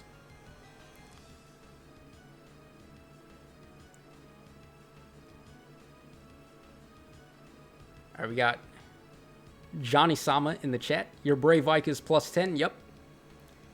He is one of the few +10 gacha units that I've got. So out of the 5 that I have, it's Brave Ike at +10, Surtur. We got Legendary Tiki, Myrrh, and I think the other one is Resplendent Ike. And that's about it. Those are the only gacha exclusive 5 stars that I've got. So not too many, but certainly better than nothing. Alright, so this Sothis is chasing after my Tiki. So we just have to put Surtur over there and we'll be able to body her with Kata. Yeah, there we go. One shot.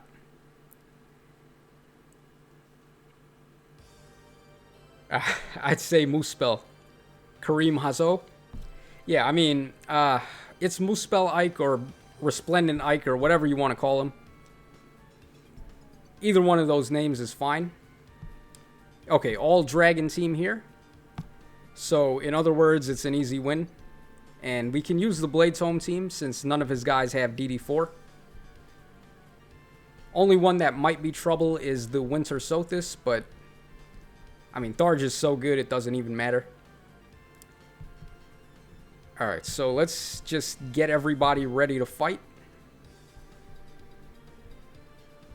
And we should be good. It's Sita, not Kata. Sorry, man. I am from Camp Sita. Or Camp Kata. You could also call... If you want to be real, then it's Shida. It's not Kata or Sita. But that is the Japanese name. Some of the Japanese names I actually prefer. Like, in the case of Fa instead of Faye. I think that's just a better name for her. We already have so many units in the game named Faye, so I just like calling her Fa. Meat Man Ike.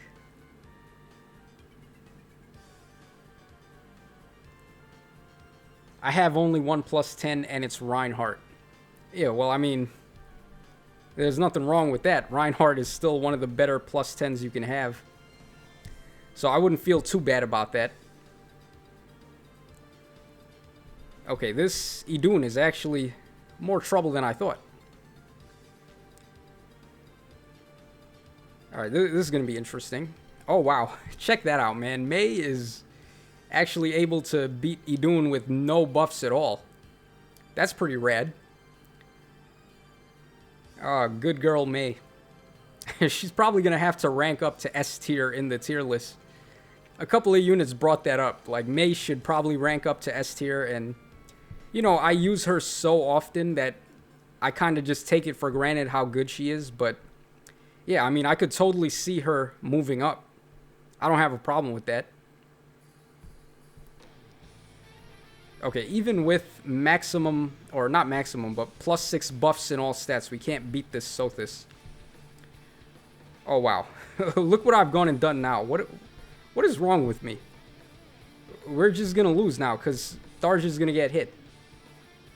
I don't know why I thought I should do that, but okay, an easy win just turned into a loss. That is real unfortunate, but whatever. Even after Mei did so much work for us there, all down the drain. Oh, that sucks. Oh man, this run is taking a lot longer than I thought it would. But whatever, we're gonna get it done eventually.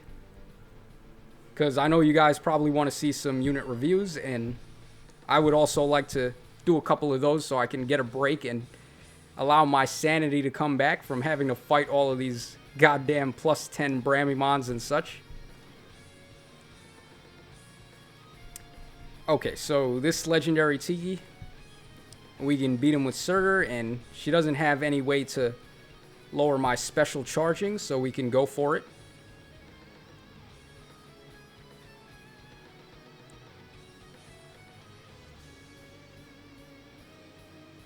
Alright, review my legendary Erica. We will get to that in a moment. I'm going to do some unit reviews as soon as we hop out of this arena assault. Okay, we can't one-shot Surtur, or not Surtur, we can't one-shot Alm there, which does suck, but is he going to get danced by Racing? Like, he moves down, he gets danced, he moved 2 spaces. Yeah, I think we can actually get out of the way now, so let's actually go ahead and run from this Alm. Okay, so we didn't even have to worry. Racing ended up moving first there.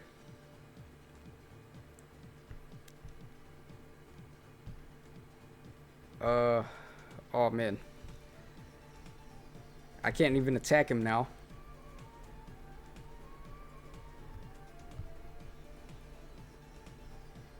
He does. Alright, he's getting 10 speed, so I probably should have used rally speed on Surtur instead of just ending his turn so we could get Tiki's speed up a bit.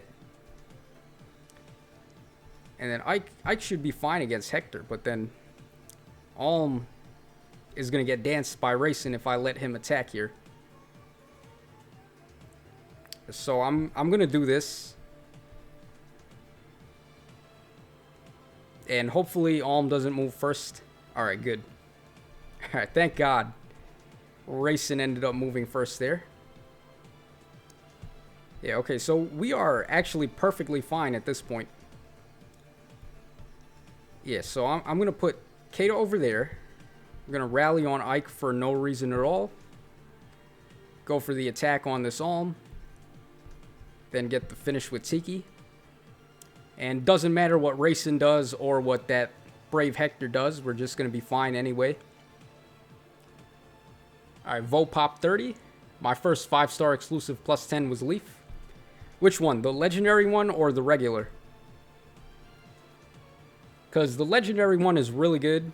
Honestly, the old one is pretty good too if you run like a fully speedy setup on him and get like repel and stuff.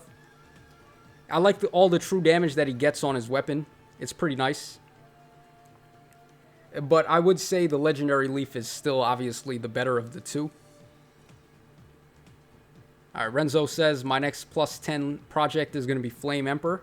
Pretty good choice. Flame Emperor is going to be a helpful plus 10 for anybody with that superior scoring that he's got. I also want to go for the plus 10 on Flame Emperor, but probably not right now. There's a couple of other units I want to build first, so Flame Emperor, we're going to have to wait on that a little bit. Okay, here is another plus 10 Bramimon. This one's got Sturdy Impact.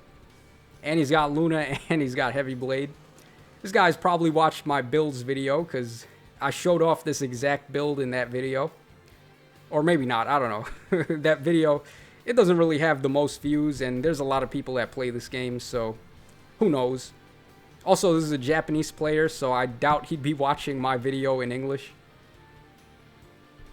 Yeah, I mean, really, the only unit that's capable of beating Bramimon for me at the moment is Cordelia. So, we're just gonna go with the good old Cordelia strats for this. I still have to be very careful about Peony, though. Or we could actually just bait Peony, right? If I put a unit there that can bait Peony and still take a bunch of damage, even if they use rally skills, it doesn't matter, so that's probably the best move to make. And who's going to be able to bait this Peony, I wonder? Can we do it with Yune? Let me just take a look at Yune. Alright, how does this work? Okay, she gets the guaranteed follow-up attack as long as there's a negative status on the enemy. Okay, so that shouldn't be too hard. I mean, how much res does Yune have? 40? Okay, so she can absolutely inflict some debuffs on Peony. I just don't have any way to deal with Bramimond on this team, I don't think. Unless we power through him with Ophelia.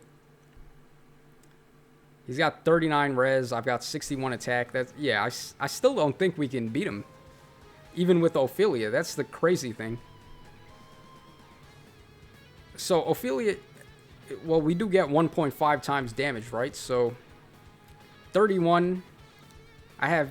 And then he has lull attack and res, so I'm at -3. But that doesn't calculate on blazing specials, I don't think. So, 61 minus 39. That is what, 12? Or 22? Yeah, 22, and then 1.5. So, 33 damage. And then I'm going to hit him with 61 attack. So, 22 at that point. But I'm at -3 from lull attack and res. Yeah, actually, I think Ophelia does get the finish on him. Alright, let's go for it. I'm going to save Cordelia for later, since it looks like we're just fighting nothing but Bramimons today. Oh. I done goofed already. So, Yune is not going to take 5 damage from Peony. We have color advantage, so that's not going to work out. At least not the way I hoped it would. She's got, yeah. Okay, so I already done goofed. Man, I gotta pay a lot more attention than I am. I'm just goofing all day here. And then Bramimond, if he goes over there and he gets danced, then we're in trouble. I do think Ophelia is going to be able to beat him, though. So we're going to try to get Ophelia over there as fast as I can. So if he's over there, he gets danced, he's going to be over there. So this spot is safe, and so is that one. Yeah, right? So he's over there, and then potentially if he's danced, he's there. So as long as we stay away from those spots, we're fine. Okay, Peony moved first, which is... I guess that's fine. Yeah, it would be great if I could just... get Ophelia right there. And then we can finish off Peony. Or should I just... Hold on. Okay, she's got 40 res, so that's not... we ain't gonna be able to do anything about that. Yeah, I think... Okay, we beat Peony. Then we have to get out of range of these two after that. Yune is safe where she is. And then I could dance on Ophelia. Actually, I don't think that's going to work.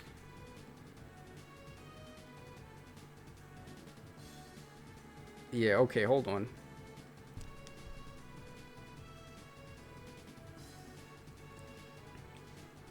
Okay, so... I can reposition here. Let's see what this... Okay, we actually can beat this Julia, which is nice.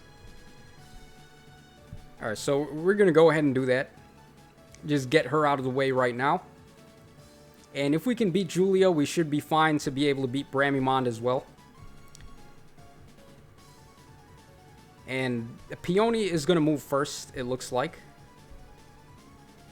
So if she moves first, she's either going to go on one of these spots. So we could just move Ophelia over there. And we should be good. Yeah, okay, there we go. But we also have to deal with Bramimond on this same turn.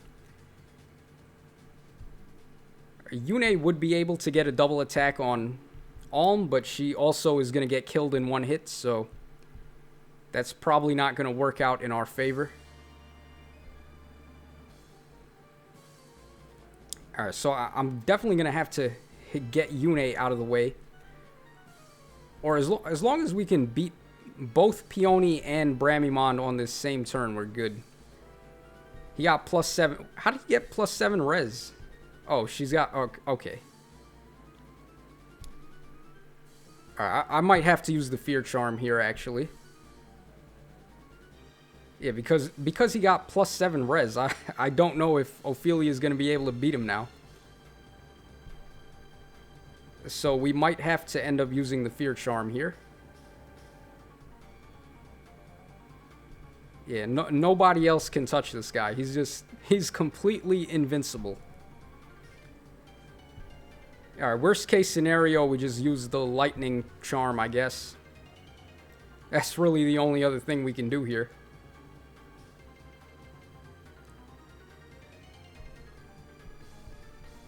Alright, yeah, we gotta use the Lightning Charm. Nothing else to say about that. Bramimond, this guy is such a nightmare to deal with. And let me just make sure no one else is going to get hit by this Alm. And we're good.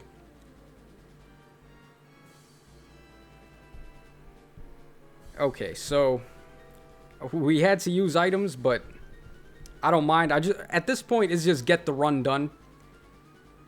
So I'm going to try to focus on the next couple of fights that we have to do. And hopefully things go a lot better. But man, Bramimond is like, anytime we see him, we just have to pop an item or we just lose. Okay, so full dragons and then legendary Alm.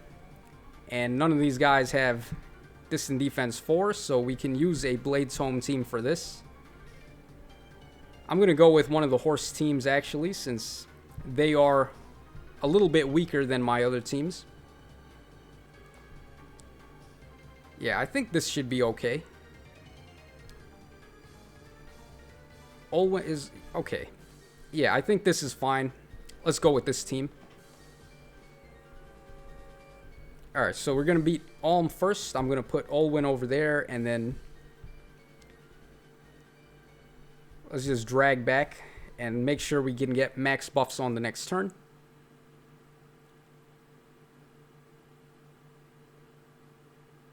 Alright, Stuart Mange. Bramimond just got freaking Mistletoe. Yeah, Bramimond, oh man. That guy, he's just so powerful. There's like no way to beat him without coming up with some crazy shenanigans to do it. Alright, but at least these dragon units are easy, so we don't have to worry too much about this fight in particular. But if I have to fight some more Bramimonds, we are going to run into some trouble. Okay, Myrrh on a defense tile is just way too badass for Olwen, so that sucks. We're going to have to pull back, but at least none of them have Armor March for the next turn, so it's not going to be too bad. Yeah, I think that's fine there. Okay, and then... alright, we can get the one shot on Tiki with Lucena. Alright, Anderson Guerra. Close counter isn't his best A skill. Bramimond with sturdy impact is the real problem. Yeah, I mean, if you're trying to bait him, then sturdy impact is going to make him that much harder to bait. He's already so hard to bait with his base kit, so, like, how much harder do you want him to be? But close counter, though, is very nice in the player's hands, of course, because you can use him to bait like that. So I wouldn't sleep on close counter Bramimond, but obviously if you are running him for offense or on an Aether Raid's defense setup, then that's when you're going to want to have sturdy impact on him. Okay, for Nagi, I think Crom probably gets the one shot on her. And if that's not the case, then we'll just get the one shot with the lovely refined Erica that we've got. Alright, let's see what happens. Oh, wow. Check that out. Erica can actually do it. But we'll go for Crom, so Crom can be helpful, as the line states. Midori is one of the best fodders in the game if you aren't going to use them. Yup. That is absolutely true. Plagued by Earth. Midori is such a crazy fodder unit. She's also really good if you just want to use her, but I would say go for the fodder with Midori if you want to build a unit like Norn. Norn becomes so broken when she has all of Midori's skills, like Spendthrift Bow and stuff. So foddering Midori is probably the best move if you want to go for that. But Midori does have a crazy high attack stat, so if you manage to pull plus attack as the IVs, I would at least hold on to one copy. Okay, for this team, we just need a way to beat Julia, and we should be fine. And I could use Cordelia for that, because Cordelia does get the better of Julia, but if we're going to have to fight some more Bramimons, I'm going to want to save Cordelia for that. So for that Julia, maybe we can get her with Lyn. Yeah, Lyn should be fine against Julia. And then we're fine against all these other units too, so let's go with this team.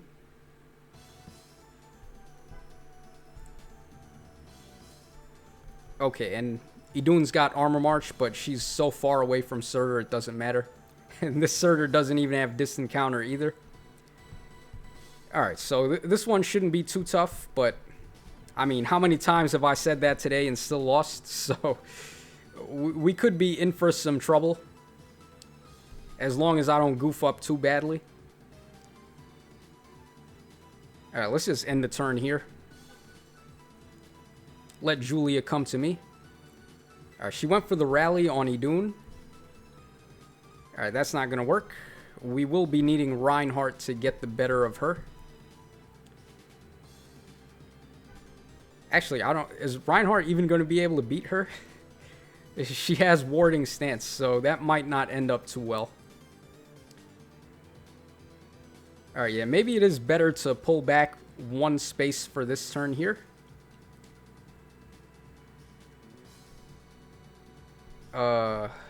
Okay, Idun's going to move. She's probably going to be on one of these two spaces. And there's no way we can beat her with anyone besides Reinhardt. Lyn can attack her for free, though, so that could help. All I really want to do, though, is get rid of Julia right now, so she's not a problem later.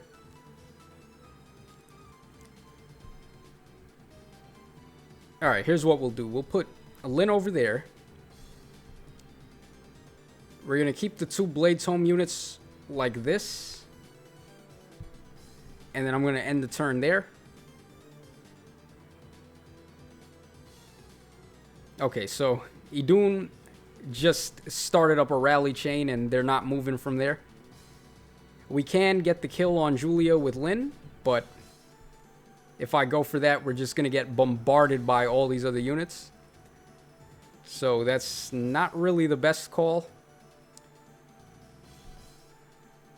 I would have to find a way to beat Idun. Alright, you know what? Let's actually try to go around. Let's see if we can get these guys to move in a different direction and just stop using rally skills.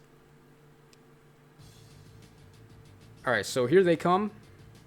We did get them to move, but we didn't really get them to move in a way that was beneficial to me. Alright, we can get the one shot on Sir there. That is helpful.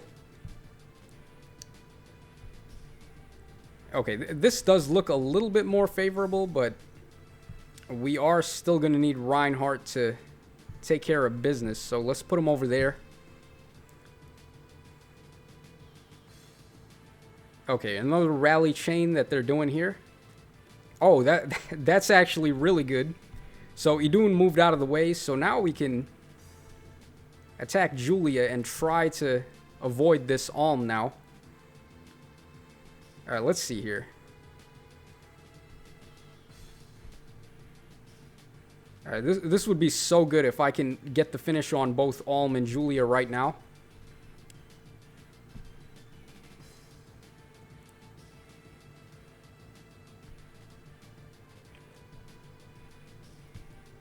Alright, let's say we attack Julia with Lyn from there.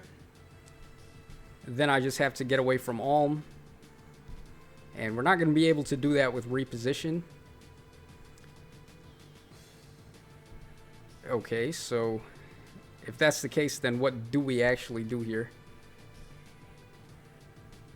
I wonder what happens if I end the turn too. Like, are they still going to keep on doing these rally chains? Isn't Julia going to move up now because these two are behind? Nah, Idun's gonna move like over there. She's gonna rally, and then Surtur's gonna move. Oh man, this is probably the best turn to kill is Julia. Alright, Reinhardt's doing absolutely nothing over there. I'm just gonna end the turn again. Let's see what happens. Okay, that is a lot better. That is way better. Okay. Good things happen when you wait. And all of a sudden we can't kill Julia anymore. What is going on here? Okay, so she got rallied on defense, so I have no more charms left, so we can't, well, I don't have the lightning charm. We could use Naga's Tear, I guess. Yeah, that's probably what we're going to have to do. And then just reposition everyone else out of the way. Because this is no other way to get rid of this Julia. Yeah, Olwen can't do it either. Okay, so I'll have to use Naga's Tear. But before we do that, let's actually go for the KO on Olwen. I still have to get out of the way of Surtur, though, too, so... Huh. Okay. I might have to attack this Julia multiple times here.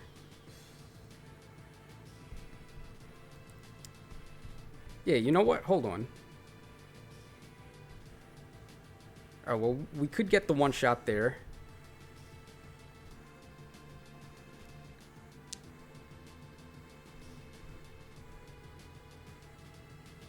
Oh, man.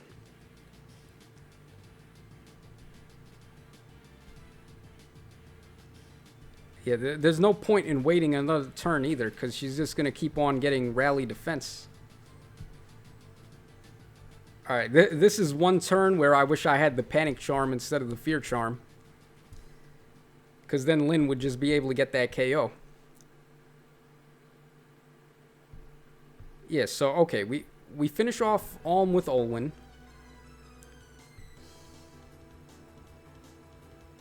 And then I end the turn on somebody. And then we pop Naga's Charm, and then we can get the KO with Lyn and then reposition. Right? At least that's what I think. And I mean, even if Surtur attacks Olwen, we've got 28 defense and 34 HP, so... What is that at? Like, he's gonna need 60... Oh, he's got 63 attacks, so he can actually get the finish. Alright, that's no good. Yeah, so I mean... Or what we do is we just kill Julia on this turn for now, and then we have to deal with Alm a little bit later. But at least we would be away from these two. Yeah, so that's probably what we're going to have to do here. I'm going to end the turn on those two. I'm going to pop Naga's Tears so we can use our specials now. And we're going to beat this Julia and then reposition Lyn out of the way. And there we go. Okay, so here comes Surtur and Alm, and we can body both of these guys, so let's go for it.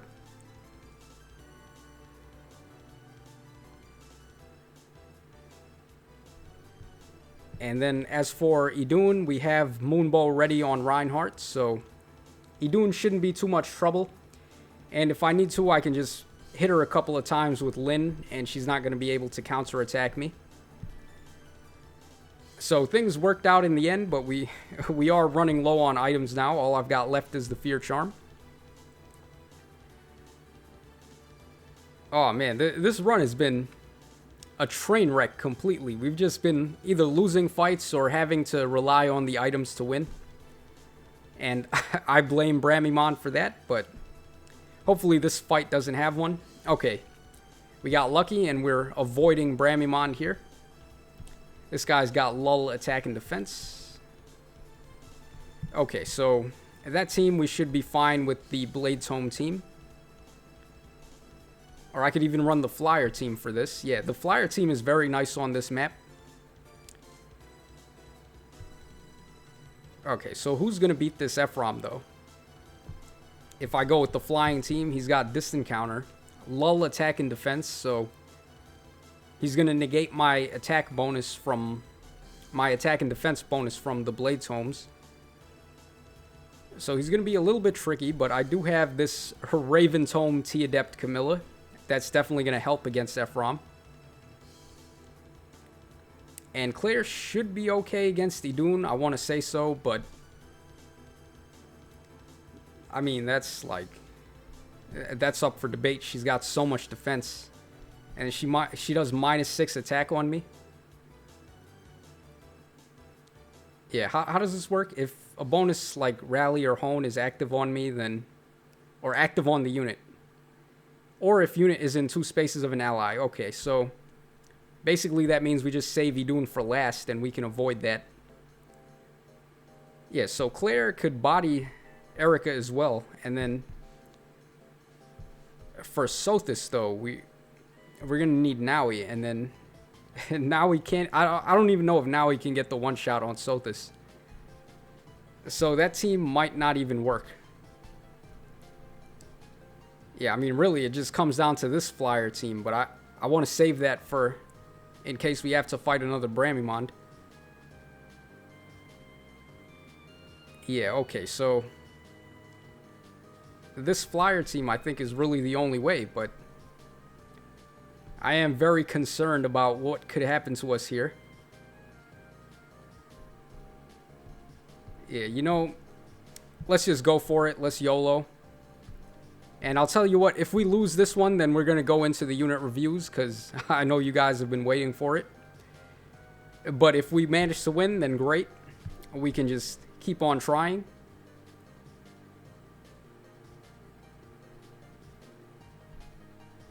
Okay.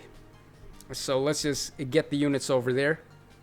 We're going to abuse the fact that we can fly over this bridge here and just get to their units before they can get to me. Okay, Camilla can beat Ephraim with a double attack. But that doesn't really do us any good right now because we can't get out of the way. So let's just move our units over there.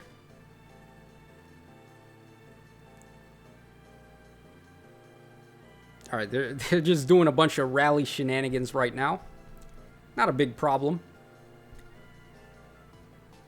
Okay, we still can't do anything about Ephraim, but on the next turn he should move off the defense tile, which is going to be helpful. So let's just end the turn again. And they keep on using rally skills, but not a big deal. Alright, so Ephraim by himself. Now we should be able to beat him with Camilla. Yeah, so let's go ahead and do that.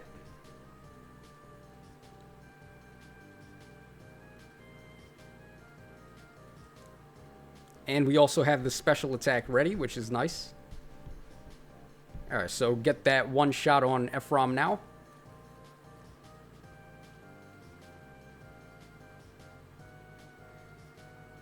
Alright, Cream Boy in the chat. Ephraim is such a beast. Yeah, that duo Ephraim is no joke. But because we've got the old school T-Adept Raven's Home build, we pretty much able to beat him. We can also get the kill on Erica right now, which is probably a good idea, so let's go for it.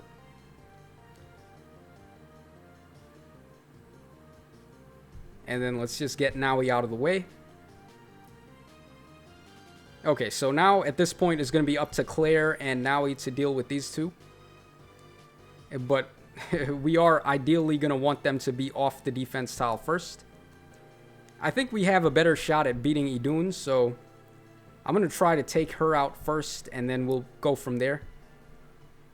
Yeah, there's no way we're going to be able to take them on a defense tile, so we need them to move off the defense tile first.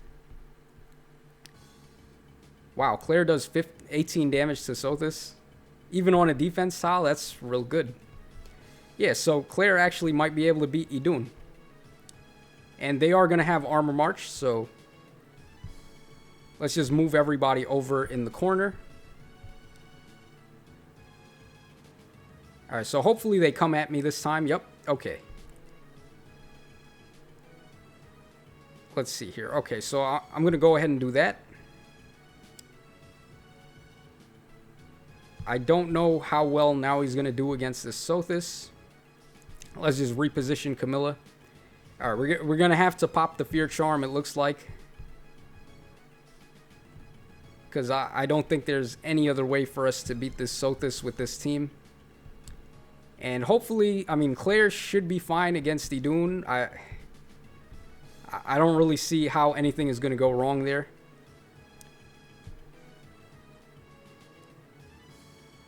Alright, somehow the Fear Charm... Or, I might be tripping here, because for some reason I thought we were doing less damage before, but I don't know. I'm probably just tripping. Alright, but let's just get rid of this Sothis right now, and then all that's left is this Idun. So, Claire, be a good girl and take care of business. And that's another fight out of the way. So, just 2 more to go, and we should be good.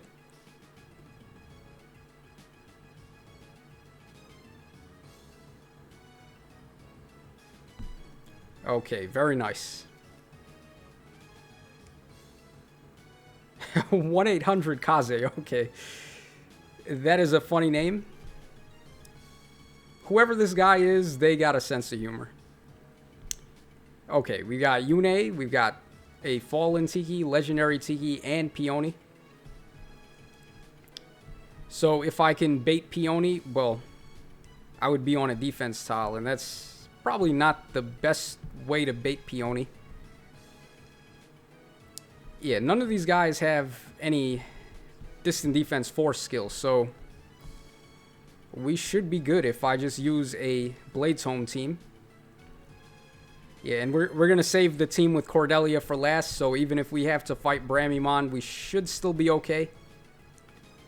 I mean, there's a lot of things, any number of things could go wrong here because he's got Peony. But we're just going to go for it.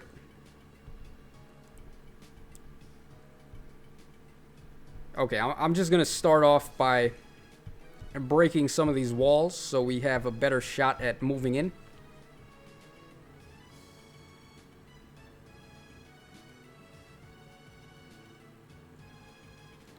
Alright, so here, nobody is capable of using Rally on Peony. So if we just have Nino take care of Tiki, we should be okay. And that's exactly what we're going to go for. And Tiki, or Nino, is good enough to get the one shot. Nino doing her best as always. Always love to see it. Okay. And then we could just stay there and we should be able to bait Peony as well. Because none of these units are going to be able to rally on her. And that's real helpful for us. Unless they move in a weird way. I mean, what if they use rally on each other? Like if Yune moves over there and rallies on Tiki. And then Peony goes over there and rallies on Yune. And then Yune ends up on one of these tiles. She still can't attack Nino anyway, so... Alright, none of that is going to matter, I don't think. Okay, so we're good to go. And I think we're in the home stretch. I don't want to jinx us because we just have one more fight after this, but we have the Cordelia team, so even if we have to fight Bramimon, we should be okay. I am fresh out of items, though, so that could end up being a problem. We'll have to see. Alright, let's just go for the dance on Tharja and finish off this Yune here. Regan smash puny walls. Touch, you should do a tier list for the legendary heroes in the game. Yeah, I mean, that's not a bad idea, Cream Boy, but for right now, I'm not sure what I would do with that, because we are about to get a legendary hero again for this month. So probably not now is the best time, probably later. I'll have to also think about it, because I've really never thought about tiering the legendary heroes. So I don't even know where I would rank them, but that's definitely a video that could happen in the future. I just have to gather my thoughts a little bit on that one. Okay, and Tharja getting the one shot on that Fallen Tiki. Great stuff to see. And our final arena assault fight. Can we pull it off, guys? This is the one we've been waiting on. Okay, and luckily there is not a single Bramimond in sight. So we should have an easier time here. And we are, of course, going to go with the Flyer team. So Armor March on Tiki. And then he's got double Alms on the team. So, I mean, honestly, I think we're fine.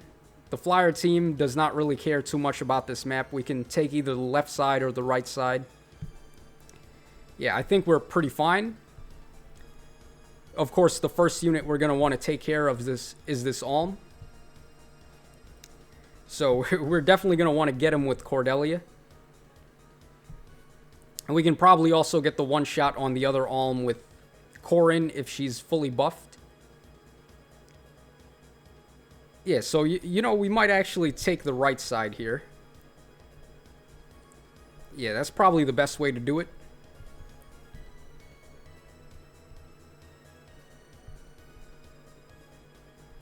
Okay.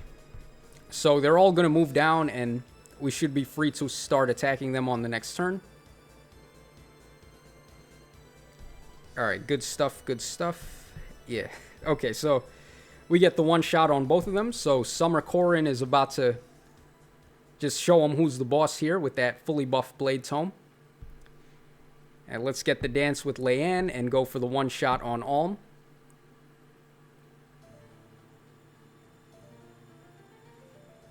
Okay, and then all that's left is these two, and I'm not even afraid of them.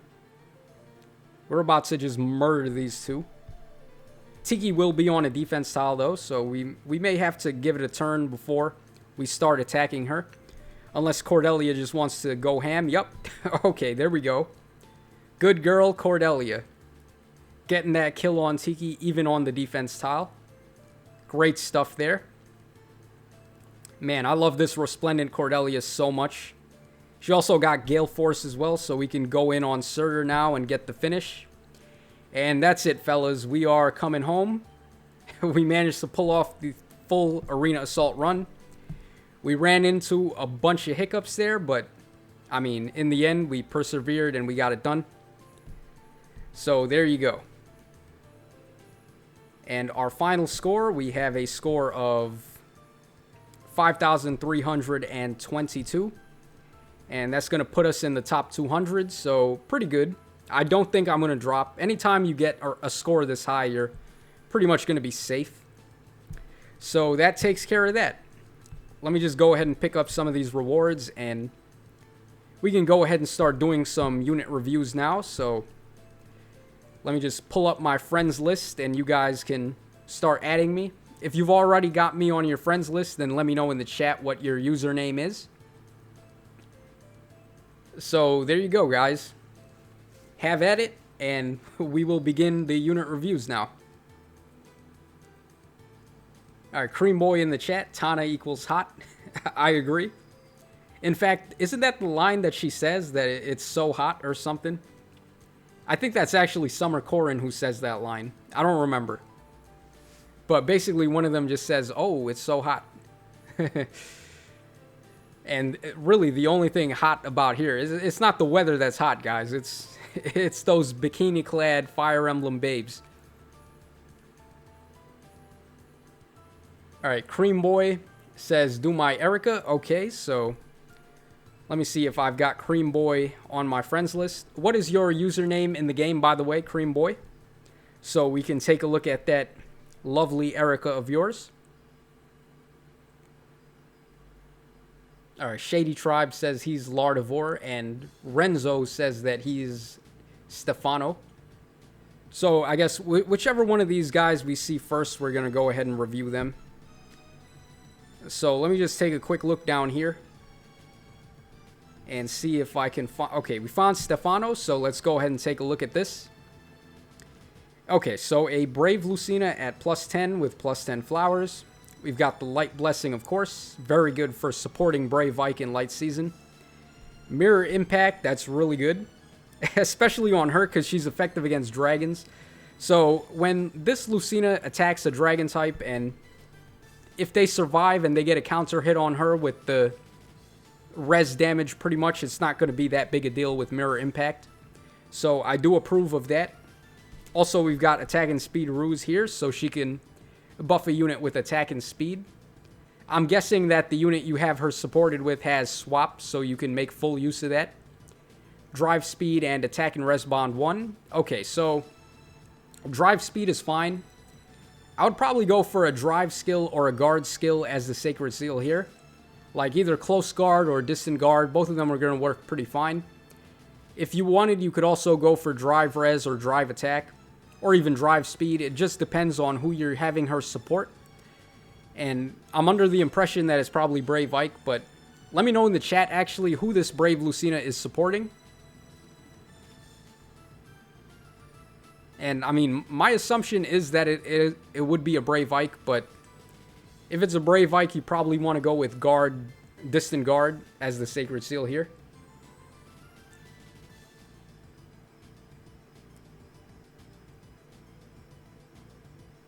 Oh, but I put distant guard on S and Lilith's C skill. Alright, yeah, that's not a problem, so it just depends. Alright, Cream Boy says we are buddies, and his name is Cream Boy, so we'll go ahead and take a look at that. Alright, but overall, though, this Lucena looks perfectly fine. Outside of the Sacred Seal, and maybe the C skill, you would probably go for Drive Defense or Drive Res, just to get that extra bit of res on whoever she's supporting. And I would say go for Distant Guard or Close Guard in the Seal slot, and that's just about it. Mirror Impact is pretty clutch in the Dragon matchup. So, really nice Lucena there. Okay, so let's go ahead and find Cream Boy and take a look at his unit.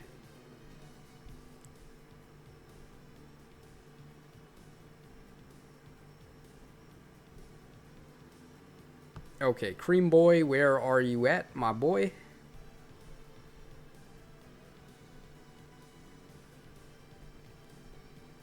Cream Boy, I'm not seeing a Cream Boy. Oh, here we go. Okay, there we go. Alright, plus 10 Legendary Erica. Really nice, especially in Water Season.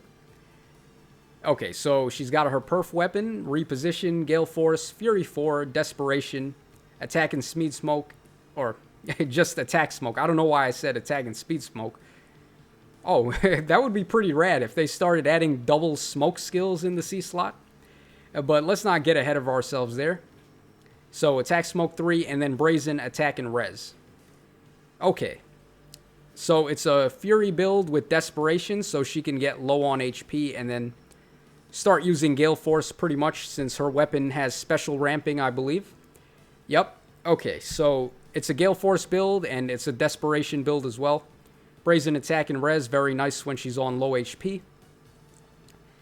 I think instead of Attack Smoke, you might be better off going with Defense Smoke, so she can deal a little bit more damage after she hits once and gets Gale Force.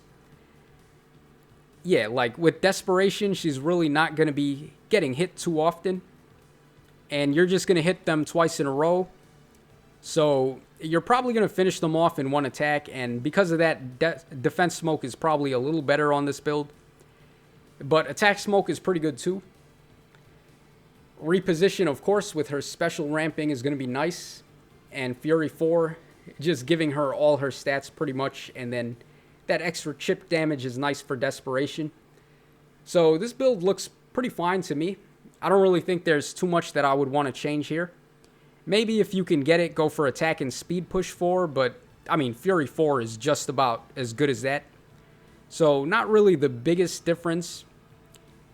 And that's basically it. I mean, unless you wanted to go for Brazen Attack and Speed as the seal, so she has a better chance to use Desperation against some of the faster opponents. That's really the only thing I can think of. But yeah, I mean, other than that, this looks pretty fine to me. Very nice Erica build there. Okay, so let's see who's next. All right, Johnny Sama wants me to take a look at his Sophia, and his name is Jonathan. So let's see if we can find him. Okay, Jonathan, where are you at?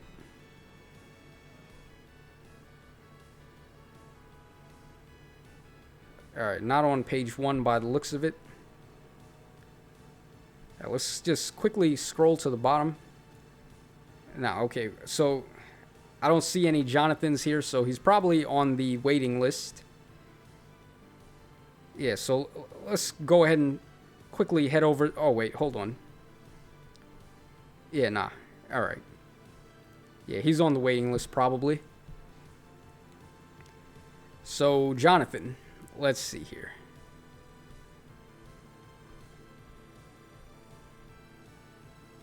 All right, here we go. So, okay, plus 10 Resplendent Sophia with plus 10 Dragon Flowers. Okay, that's awesome. Plus attack as the Ivies, pretty good. Okay, so Eternal Tome, Reposition, Glacies, Fortress Defense and Res, Dull Range 3, Attack Smoke 3, and Quick Repost 3. Okay, so against any ranged opponents, they're pretty much going to be so out of luck. She's got Fortress Defense and Res 3 and Dull Range 3, so ranged opponents are going to have a hard time doing any damage to her at all. Now, I mean, if you can get it, obviously Distant Defense 4 is going to be better here, because you're not running close counters, so you're only trying to focus on baiting the ranged opponents. And Distant Defense 4 is basically just a bigger and badder Fortress Defense and Res with built-in Dull Ranged, so that would free up the B slot for you to run something else. Probably a lull skill, I guess. I mean, what else could she have? I guess Quick Repost in the B slot. Yeah, if you go for Distant Defense 4 as the A skill, you could have Quick Repost as the B. And then your Seal slot, you could go ahead and run something else, like maybe Distant Defense 3 for even more ranged opponent screwing, or you could go for Mirror Stance as well. But overall, if you're going to stick to fighting only ranged opponents, then this is definitely going to work. And really, I mean, the only thing I would change here is just go with Distant Defense 4, since it's going to be more efficient. But for a budget build, if this is all you've got, this is definitely going to work out. And it's a really good looking Sophia, so congrats on that, my dude. Really nice stuff there.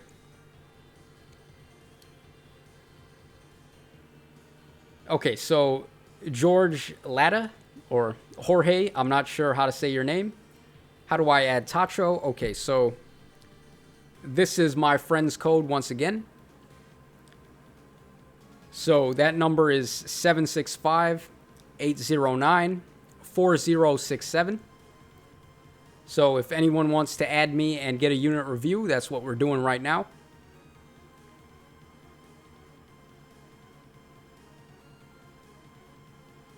Okay, so Garrett Allen says my in-game name is Garrett.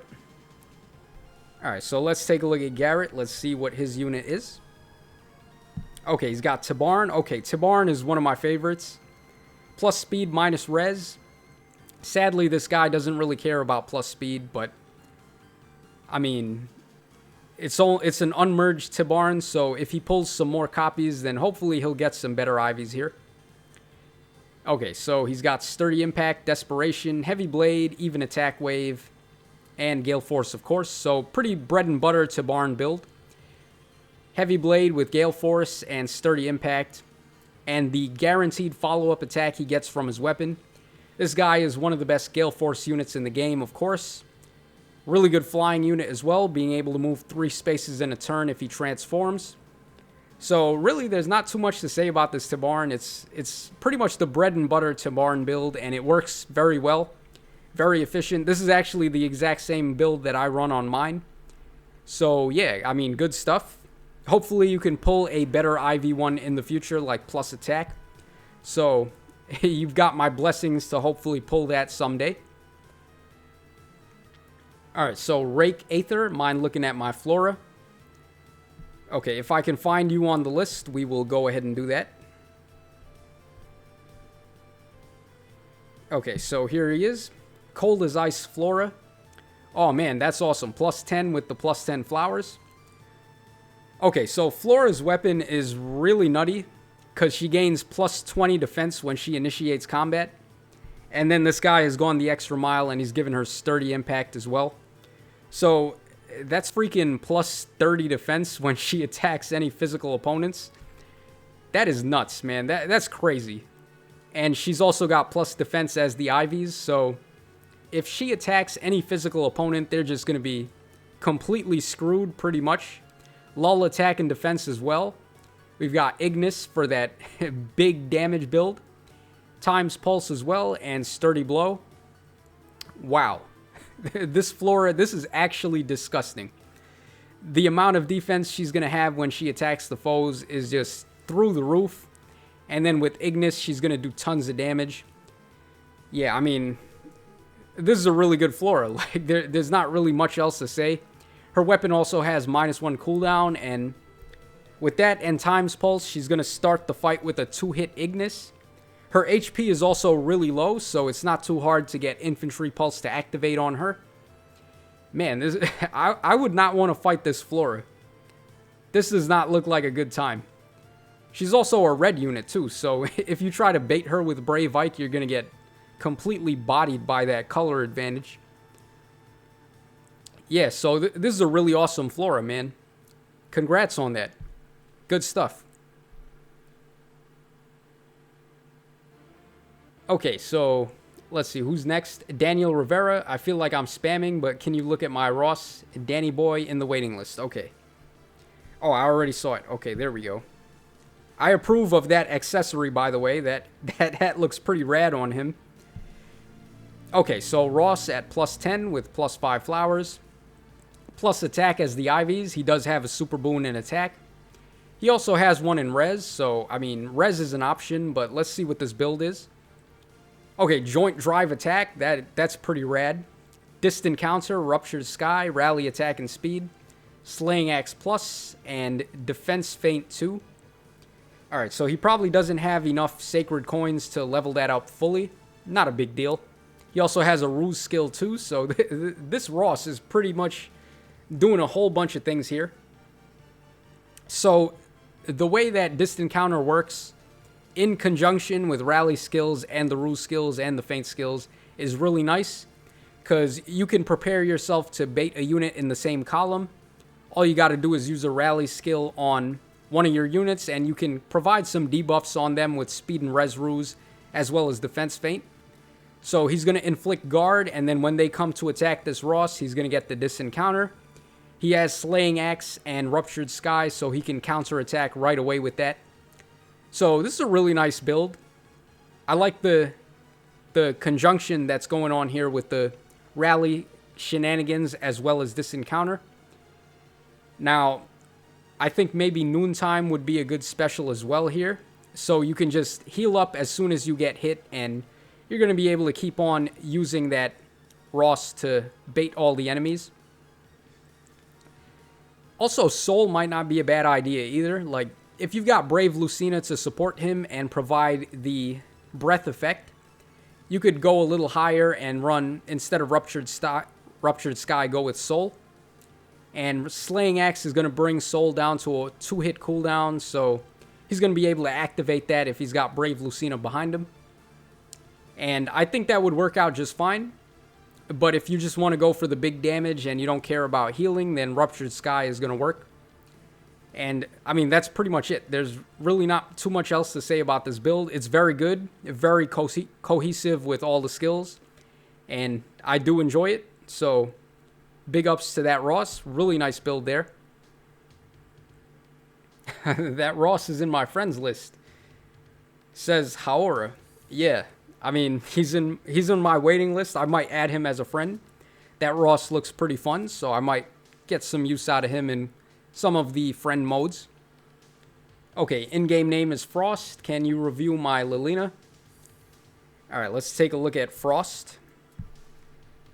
Okay, here is a +10 Lilina with the +10 flowers. Also, with the hipster glasses there, so I approve of that. I approve of that accessory. Okay, 4 Blaze with the Refine. We've got Glimmer, Deathblow 4, and then Deathblow 3 as the seal. Even Attack Wave and Sword Breaker. Okay, this is a really good build, obviously. I don't know about Sword Breaker. I would probably change Sword Breaker for something else. Like, nowadays, you don't really see too many Breaker skills that work well. Because Null Follow-Up, there's just so many units with that, and they're just going to negate Sword Breaker anyway. Also, this Lucena doesn't have any trouble getting one-shots, so you don't need to really have Sword Breaker for her. So, good build options. I guess you could go for Special Spiral if you can get it. It is in the Divine Code shop from that Levin. So, you could go for that, and then she's going to be able to use Glimmer in every attack. Or if you don't want to use Special Spiral, there's also the option of Lull skills, which are summonable on banners, and I think Lull Attack and Res is probably her best B skill overall. You can negate the foe's res and then cause -3 damage to them. So yeah, when it comes to Lucena, you want to go for the one-shots, and even though Sword Breaker can potentially let her do a double attack, it's not really that important when you're killing the foes in one hit.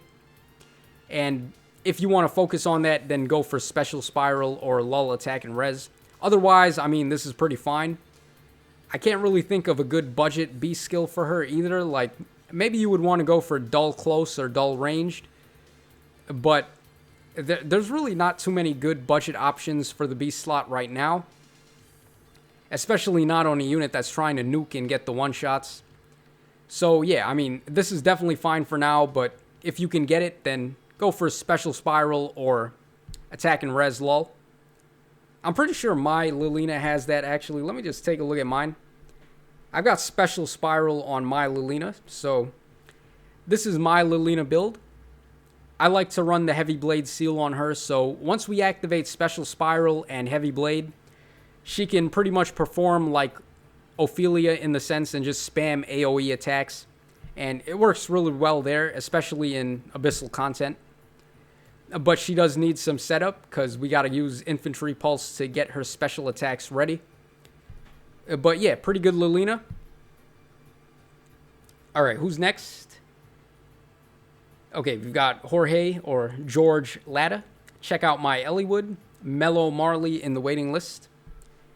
Okay. Oh, it's not an Elliewood right now, it's a Black Knight. Let me just go ahead and refresh my friends list so we can take a look at this guy's Elliewood. Alright, so all we got to do is just go to rival domains and we can reset the friends list from here. Okay. So now let's take a look at this guy's Elliewood. Oh. It's still a Black Knight, even though I updated the friends list. Yeah, so, I don't know. Mellow Marley, you're going to have to change your Elliewood from Black Knight, because that's all I'm seeing. I updated the friends list and everything, so I don't know what's going on with that. Alright, Mad Crash in the chat. Hey, Tacho. Just sent in for my Death Knight or Brunya to get a review. Take your pick of the two. I'll set whichever one as my lead. In-game name is Crash. Okay. Well, we took a look at a Death Knight last week. So maybe go for Brunya. Yeah, Brunya is not really a unit you see too often, and she is really awesome. So I'd love to see that. Okay, Smash wants to know my friend code, so here it is. So 765-809-4067. So there you go, okay Smash. Let me know what unit you want me to review. Tacho, the rival domains can be done in 2 turns. Yeah, I'm pretty sure Serg found a way to do it, so I will have to take a look at that and probably try grinding some hero merit in there when I'm done. Alright, Neo Swordsman, can you review my Erica? In-game name is Neo Swordsman. Alright, let's take a look. Okay, we've got a +10 Erica here with the +10 flowers. Plus attack as the Ivies. So, Sieglind with the Refine. Rally Defense and Res. Aether, Flashing Blade 3, Special Spiral 3, Even Speed Wave 3, and Brazen Attack and Res. Okay. Huh, this is an interesting build here. So, Flashing Blade and Special Spiral. I'm not really sure if this is going to work too well to ramp into Aether, actually.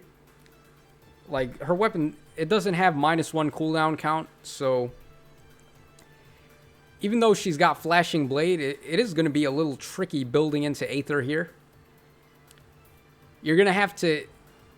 Huh. So, yeah, it's probably better. If you're going to ramp into Aether, you probably just want to go for the Breath effect instead of Flashing Blade. Because Flashing Blade is only going to work when you hit the foes. So if you were to go with like a Steady Breath or Warding Breath or any of those, it's going to work on all attacks during the enemy phase, which is a bit better. And even better still is if you've got Brave Lucena to support her. So she can give that Breath effect and you have the A slot passive freed up. Yeah, I mean, Flashing Blade, I would just go ahead and drop that for either Fury 3 or Fury 4, whichever you want to get. Bonus Doubler is the high investment option if you can get it. Also, Distant Counter works very nicely on her. And for Special Spiral, I mean, I guess that's fine. But you definitely want to try to fix the A slot and try to get some more special ramping from something else outside of Flashing Blade. So I would say go for a Breath effect or something like that. Even Speed Wave, that's fine in the C slot. There's really not too much to say. Unless you can go for Joint Drive Attack, like the C slot is pretty much just filler. Just run whatever you can. And then Brazen Attack and Res, which is fine. So yeah, I would say try to work out a little better how you want to ramp into her special. Maybe Aether isn't even the best option either. You could go with something else like a 2-hit or a 3-hit just to make it a little easier. And with Special Spiral, you could make some better use of it. Like Soul would be pretty good too. I mean, if you're running the full stat stacking crew with her, like Legendary Azura, and you've got Caden and Legendary Eliwood and all the units that can buff her stats to maximum, you probably would be better off using something like Soul just to get the heal. Because at that point, she's not even going to need any more damage. She's just going to be hitting so hard. So I would say try to consider stuff like that. But congrats on the plus 10 and the plus 10 flowers. Erica is one of the better units once you fully buff her. So pretty good stuff. Okay, Mad Crash says he reset with Brunya as the lead. So for context on the build, I have her on Anima defense with Duma, Thrasir, and Leaf or Lif, not Leaf, for maximum stat boosts. Looking forward to having her on bonus. Okay. So, Crash, here is your Brunya. Plus 10 with the plus 5 flowers. Oh, that's awesome. Already got the Grail unit up to plus 10. So, lull, attack, and speed. We've got attack, smoke 3, brazen attack and defense, brazen speed and defense, iceberg, and reposition. Okay. So, her weapon, once she's not at full HP, is going to negate any penalties and then give her all stats up 4, which is good. So, she is going to need to get into one round of combat first to get low on HP. And he said this is for Anima season, so she's going to get the stat bonuses from Duma, Thrasir, and Leaf. So, her stats are going to be pretty high. She's getting plus 15 HP, basically, and then with lull, attack, and speed and double brazen skills here, she's going to be really tough to bring down. Yeah, honestly, like double brazen defense, brazen speed, like, damn. This Brunya is going to be really tough to beat with the Astra Blessings in effect. Oh, man. Yeah, that's awesome, man. That's really good. Lull, attack, and speed, going to make it hard to beat her. Yeah, I mean, there's really not too much else to say. She will be susceptible to Fire Sweep and Dazzling Staff effects, like Fire Sweep Bow and maybe a unit with the Pain Staff. But otherwise, this looks pretty solid. And definitely going to be a hard unit to break if you've got her on an arena defense setup. So, pretty good stuff. Okay, we got Peter Bachioshi in the chat. Is there any way to get another Alphonse? Because I have a very nice Alphonse, but can't merge him because I don't know how. Yeah, I mean, Peter, my boy, there's no way to get merges on any of the Asker trio right now. So Alphonse, Sharena, and Anna, you just can't get merges yet. Maybe that'll change in the future, but I have no idea. It doesn't really look like it at the moment. Okay, so Carousel, Could you review my Est? In-game name is Echo. All right, let's see if we've got an Echo down here. Okay, here we go. Oh, Bunny Est. That's awesome. Plus 10 on the Bunny Est. Reposition, Glimmer, Blue Flying Duel, Desperation, Fortify Res 4, and IO Shield. Okay, so obviously he's got the Flying Duel skill, so he can run this unit in arena play. And we've got Eagle's Egg and Reposition, of course, so she can support, and she's going to be able to gain the plus 5 to all stats very easily like this. Desperation, so she can get the double attacks, and IO Shield to protect from bows. So pretty decent build, especially if you're going to run her in the high scoring modes. I don't see a problem here. Maybe instead of Glimmer, well, I was going to say maybe run something instead of Glimmer, but her attack is so high. She's got the super boon and attack and everything. So Glimmer might just be her best special option anyway. And Desperation, as long as you get low on HP, then she can hit twice with Desperation, and she's just going to body everybody. Now, I mean, for the Sacred Seal, the only thing I'm thinking is you might want to change IO's Shield for something more offensive. Like, probably Brazen Attack and Speed would be good. It's going to combo nice with Desperation, and because it looks like you're running her as a player phase unit, and you don't really want to worry about getting hit, you may get some more mileage out of Brazen Attack and Speed instead of IO's Shield. But I totally see the value of having IO's Shield here, because she's getting plus 5 defense from her weapon and nullifying her own penalties. So she is deceptively defensive, and IO's Shield is definitely going to help her out there. So it's going to be up to you, but I do think Brazen Attack and Speed could work as well on this build. But very nice unit. Very nice plus 10 on the Est. So congrats on that, my dude. Peony died for that, yeah. Peony had to die for that Est, but a really awesome Est, though. Okay, the casual, I don't know. Wondering how my Flame Emperor is. Could you check mine? Waiting list is the casual, I don't know. Sorry for the spam, haven't been to a stream before. Yeah, it's cool, my boy. Let's take a look at that unit.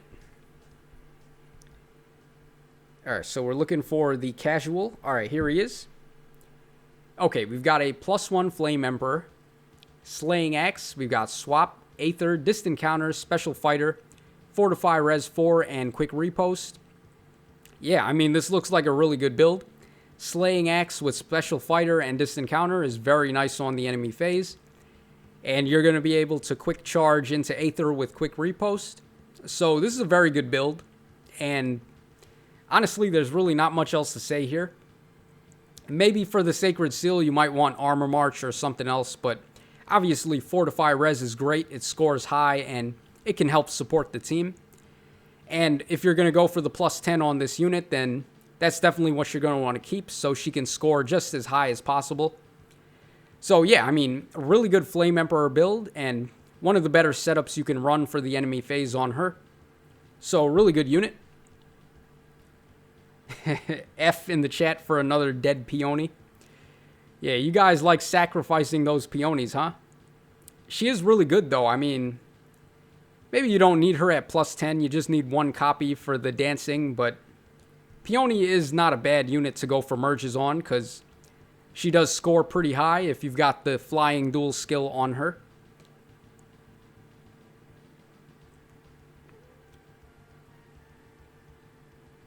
Alright, let's see here. Kareem Hazo saying, fine, I give up.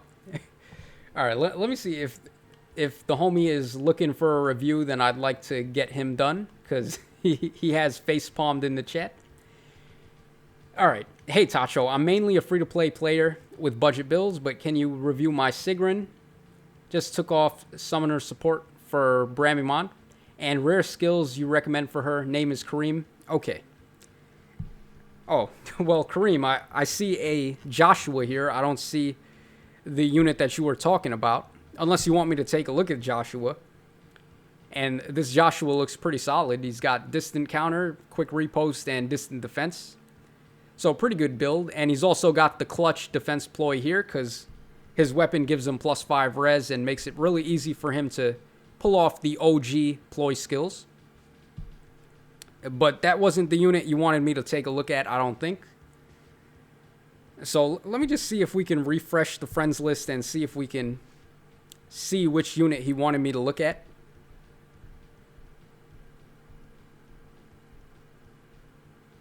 Yeah, nah, it still shows up as Joshua, so I guess maybe that was the unit he wanted me to look at, but if that is the case, then this is a very good Joshua, of course. I have no problems with this. If you're supporting her with Brave Lucena, then Audhoma giving -1 special trigger to Aether and then having quick repost is going to be really nice on this build. So if you've got Brave Lucena paired up with this Joshua, that's going to be awesome. You are saying her. Yeah, I'm referring to a lot of units as her. Probably a spoiler in the case of Flame Emperor, but I mean, I think it's been enough time that people have already beaten 3 houses, so they probably know what's going on with that. Okay, Pokehunter X, in-game name is Pokehunter. Alright, let's take a look at his unit. Oh man, he's got the sexy ab woman here. We've got a +8 Rinko with plus attack IVs. So reposition, Ignis, distant foil, lull attack and speed, times pulse, and steady posture 2. Okay, this is a really awesome Rinka build. So steady posture and lull attack and speed, gonna make her really nice on the enemy phase as a bait unit. And with times pulse and Ignis, she's just gonna ramp into that. Her weapon gives her the breath effect too, so it's pretty much going to be an Ignis popped in the face of the foes after every attack that they do. So this is a really awesome Rinka build, and you're going to be crushing enemies to death on those sexy abs. So really good, actually. I have nothing to say about this Rinka build. It's very good. Maybe for IVs, you might want plus speed or plus defense instead. Like, she does have super boons in both of those, and they will be helpful. But I can, of course, see the value of plus attack. And, I mean, even if that's not the case, it's only a +8 Rinka, so you still got 2 more chances to pull one of the Super Boon IVs that you may want to go for. So, real nice stuff. Really good Rinka. Facepalm is the trick. If we facepalm, we get reviewed. Alright, yeah, I guess we'll keep up with the memes. So, Shady Tribe is Lartivore. Let's take a look at him. Okay, yeah, here we go. Okay, so we've got a +10 Kane. Bull Blade. I like this refine a lot because it gives him a guaranteed double attack, and he also gains a bunch of attack and defense depending on what units are within 2 spaces. So plus speed IVs with life and death 4. Wow. This man has 46 speed. Okay, that is a very fast Kane. Shield defense, pulse smoke, and swift sparrow 2. Yeah, that is a really awesome Kane. But RIP his res. This man is at +10, level 40 with 20 res. So he's going to get bodied if he gets attacked by any magic opponent or any dragon type opponent. So just be aware of that. Just try to keep him away from danger. I might actually suggest going for Gale Force over Aether on this build. Because I feel like Gale Force on horse units is always going to be optimal. And because he gets that guaranteed double attack with his weapon, if you have the right setup on the team, then that could be really good. Pulse Smoke is nice too, so yeah, this guy probably wants Gale Force so he can just rush in, get an attack off, get Pulse Smoke to inflict -1 cooldown on the foes, and then either run away with Gale Force or go for another attack. So yeah, otherwise, very good Kane and very awesome unit to see at +10. You don't really see this one too often. So big ups for that. Holy moly, that is a Kane, yeah. I agree with you, my boy. That is a pretty badass Kane. Alright, we got Ches in the chat. Could you review my Summer Loki? In-game name is Ches Kak. I'm on the waiting list. Okay. So we're looking for a Loki here.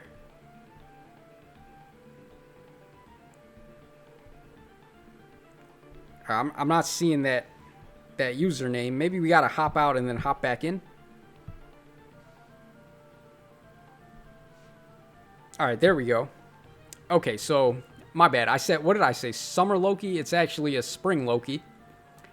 Man, this girl, that artwork is rated NC-17, man. I'm surprised they actually got away with this artwork for a game like Fire Emblem Heroes. Because, you know, Nintendo, they like to be a little protective with their IPs and try not to go too crazy with it. But, I mean, this artwork, this one is really not leaving much to the imagination. But anyways, plus 10 Spring Loki with 5 Dragon Flowers. So, Fire Sweep Bow, Reposition, we got Luna, Life and Death 3, Wings of Mercy, Savage Blow, and Quick Impulse. So, she's basically using Fire Sweep Bow to get some free Luna attacks off. So, that's always going to be good. Wings of Mercy to jump around and get some free attacks, of course. There's really not much else to comment on. I think this is going to work pretty well.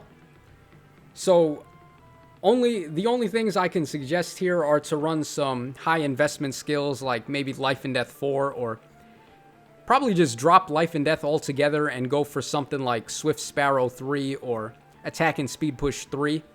Because with the Fire Sweep Bow, it doesn't even matter what your defenses are. You're just going for the player phase anyway. And with Wings of Mercy, she's going to be able to jump around. So maybe for the C slot, you want Joint Drive Attack, or either Ward or Goad Flyers, I think would be nice too. So she can just jump next to someone with Wings of Mercy and start providing some buff skills on them. And for the Sacred Seal, you've got Quick Impulse, and I think that's fine. But maybe you could go for like Swift Sparrow, or pretty much just the obvious player phase skills if you want to go for the instant kills. And Luna, it's not going to take long for her to ramp into Luna either. So I wouldn't worry too much about that. But yeah, overall this looks pretty solid. And I mean, Savage Blow. Also, you could just go for Savage Blow again as the seal skill and double up on it. So with Fire Sweep Bow, she can just hit the foes twice with Savage Blow. And if you're fighting a unit that has really high defense that you can't bring down in 1 or 2 hits, then you can take your time with it and get a bunch of dances off and just keep using Savage Blow. So overall though, pretty good Spring Loki and a very nice build. Alright, we're going to do 2 more unit reviews, and then I'm going to go ahead and do my, Allegiance Battle Run, and then we're going to call it a day. Okay, so Sebastian Rodriguez, in-game name is Sebs. Can you review my Linus? Okay. So we're looking for a Linus here. Alright, maybe he's at the top. Okay, here we go. Alright, plus 10 Linus. He's got Oh, very interesting. He's got Basilicos without the Life and Death Refine. So this is also a really good option. You could just go for the special cooldown count -1. And then instead of gaining 5 defense or 5 attack and 5 speed, and then losing 5 defense and res, you can go with a more balanced approach and take the 5 HP and then +4 to defense. So that's also a really nice option. Reposition and Aether. Steady Posture 3. We've got Wrath, Threaten Attack and Speed 3, and Swift Stance 3. Okay, this looks like an enemy phase Basilicos unit. So that's obviously why he chose to go with the Defense Refine. Steady Posture is going to be great on the enemy phase, so you can inflict guard and just gain a bunch of stats. His res is a bit low though, so I mean, Swift Stance is definitely going to help him with the res, but I mean, still 24 res with only +4, that's not really the best. I would say maybe go for the res refine on Basilicos, so you can just get 4 more res and bump that up to 32. And you've already got Steady Posture 3 as the ace skill, so he is gaining a ton of speed and defense anyway. So you probably just want to pump up his res even more and go for the res refine on Basilicos. Wrath is also going to be nice on this build. Yeah, so I mean, that looks fine. I would say just try to bump up his res a little bit more, because 24 res is not going to stand too much of a chance if she's getting hit by, or if he's getting hit by a bunch of dragon units. But because we don't have distant counter here, you don't have to worry about mages too much. It's really just going to be the dragons that you're going to need res for, so yeah, I mean, I guess that's fine. And Wrath as the B skill, yeah, I mean, I guess that's fine too. I can't really think of too much else to do on this build. If you got Lucena supporting him, Brave Lucena for the breath effect, then that'd be nice to ramp into Aether as well. But otherwise, yeah, I mean, this looks perfectly fine to me. Very nice looking Linus here. And very creative with how you're planning to run him, because most people would just go for a classic Desperation and Life and Death build. But I do like the creativity in this build, so shoutouts to that. Okay, going with the meme, another face palm. So Tritran in the chat. I am Heck. Okay, let's see where you are. And let's give this dude a review for his unit.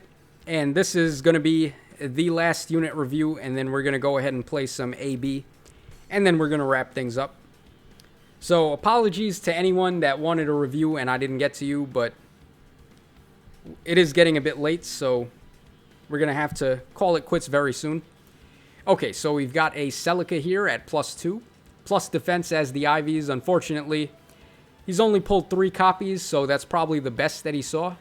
Obviously, he's going to want plus attacker speed. I don't even need to tell him that. He already knows it. So double brazen attack and speed on the Refine and the Seal. Joint drive attack, that's awesome. Fury 4 as the A skill, also really good. Blazing Flame and then Desperation. Yeah, this is a really good Celica. Pretty much is ramping into specials and spamming them. So, not too much to say. Maybe instead of the blazing skills, though, you may want to go for something else like Luna or maybe even Glimmer, because she's going to gain so much attack once all of those Brazens start kicking in.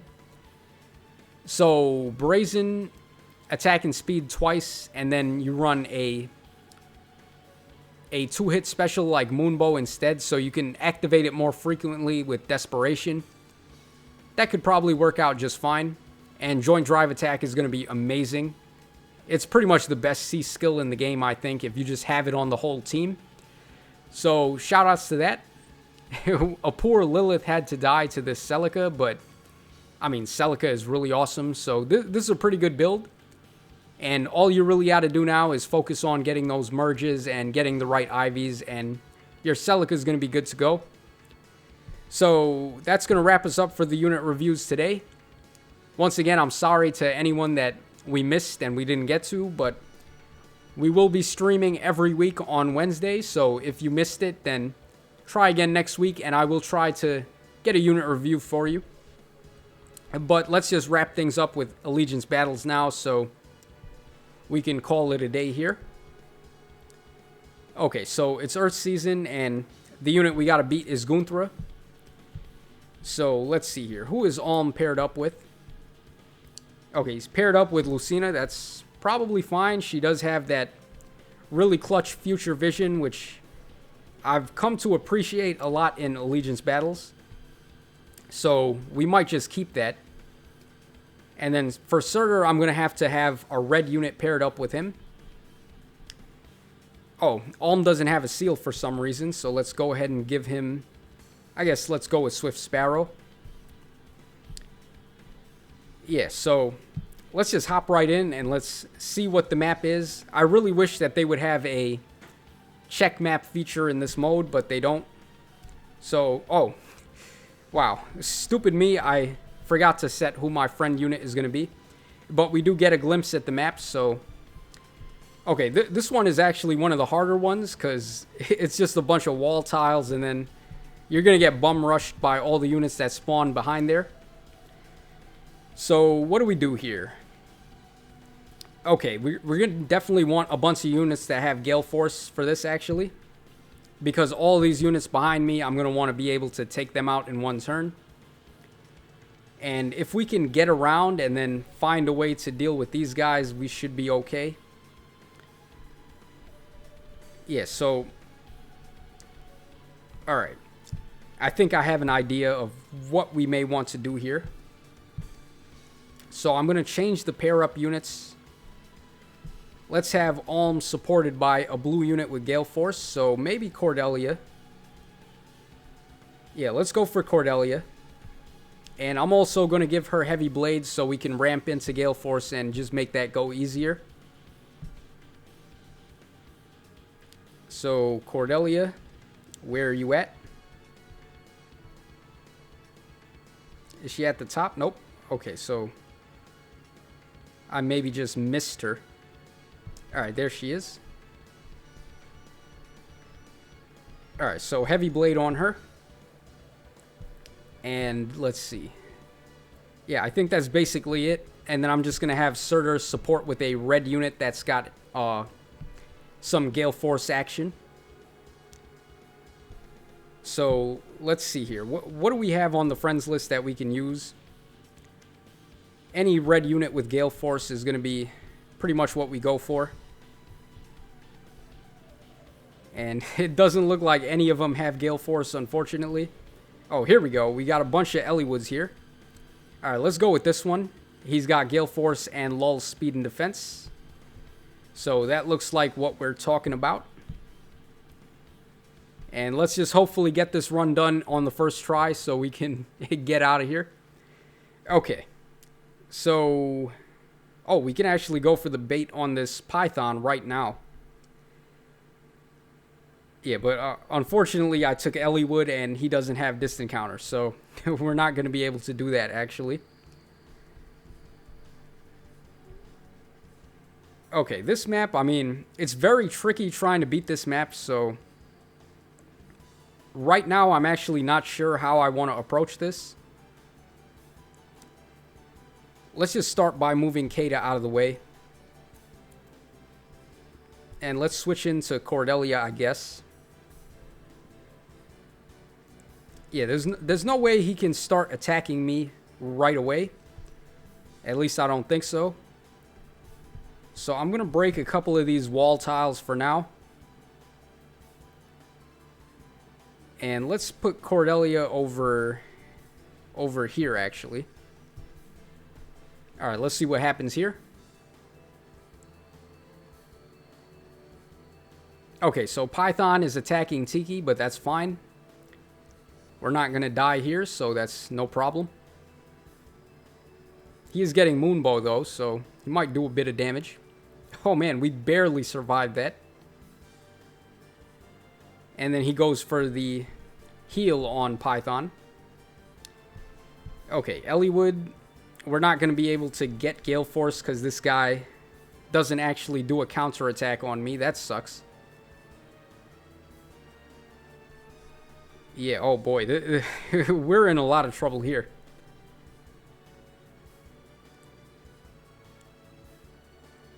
Yeah, there's really no way to get Gale Force right now, and then I'm going to attack him, but then we're in so much danger after that. There's just so many units that can move.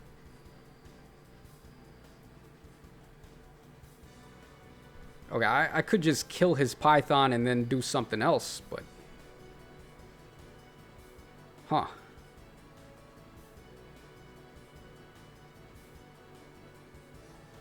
Yeah, because, I mean, Delthea is probably going to be able to one-shot this Ellywood. And then he has all of these attacks that can attack us here.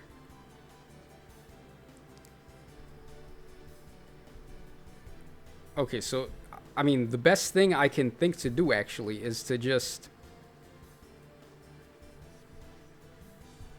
Oh, man, so he can also... Okay. Well...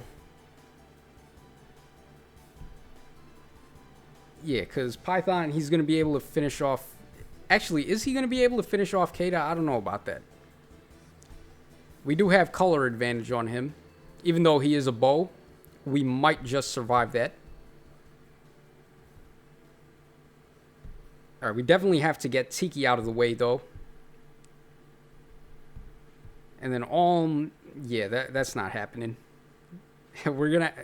Well, I don't want to move Cordelia too far away here. Okay, yeah, I think Kata is safe. I don't know that for sure, but it looks like she might be. So let's just try it and see how this goes. Yeah, we are safe. And we're in a little bit of a better position now, I think.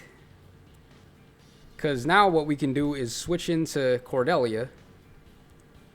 And we can actually go ahead and get Gale Force to activate here. So let's go for that. We're going to attack this Lake Jarn and build into Gale Force. Oh, man. Or let's attack that Lake Jarn and not get Gale Force. Alright, I blew it there. But not the biggest deal. We can go ahead and attack Python now. So we might not have Gale Force yet, but we are very close to getting it. And then Jenny's the only one that can attack here. Which is fine. I can just switch into Alm and... wow, double Wrathful Jenny. That is a very angry sheep right there. Alright, we're gonna go for the rally on Alm as well. And let's end the turn there. Okay, so Alm is beating up the poor sheepy. Isn't Jenny one of Alm's best friends? Or is that Celica? I already done forgot. It's been a hot minute since I played Echoes. But okay, let's switch into Cordelia. Let's go for this attack here. Okay. Gravity has affected my units, but that's not a big deal. We can attack this Saber and get Gale Force to activate. And we can also go for the attack on Gunthra. And we're also going to get Gale Force here. Hey, Tacho, I got to hop now, but great to tune in again. See you, bro. All right, peace out, G-Flash. Thanks for stopping by, and hopefully you can make it to the next stream. Okay, so let's see. We've already used Gale Force twice already. I'm going to want Surtur to also go ahead and get Gale Force. So let's have Surtur attack this Valbar.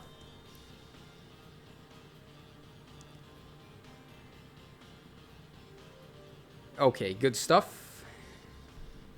So all we got to do now is deal with these 4 units here, and that shouldn't be too hard.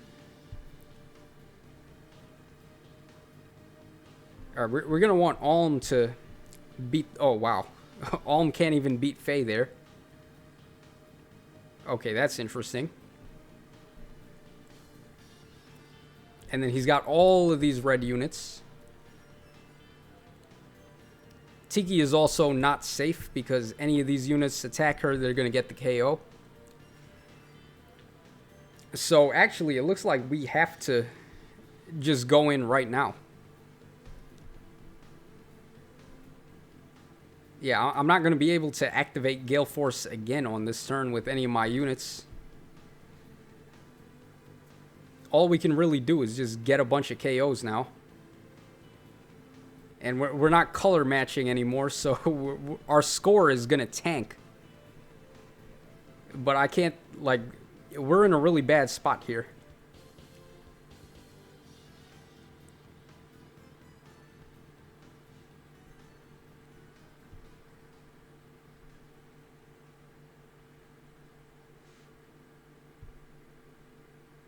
Oh, it would have been nice if I had guidance on Cordelia here.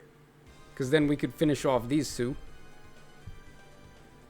Wow, this Faye is made us something else. We can't even get the KO with Kata there. Alright, yeah, this one is looking pretty bad.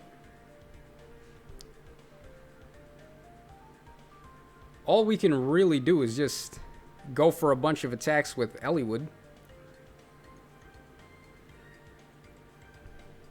Yeah, so this is really the only thing I can do. We're going to have to get the KO on Faye with Eliwood. And then I need to protect Kata at all costs here, so We have to also go for the attack on... Or wait, hold on.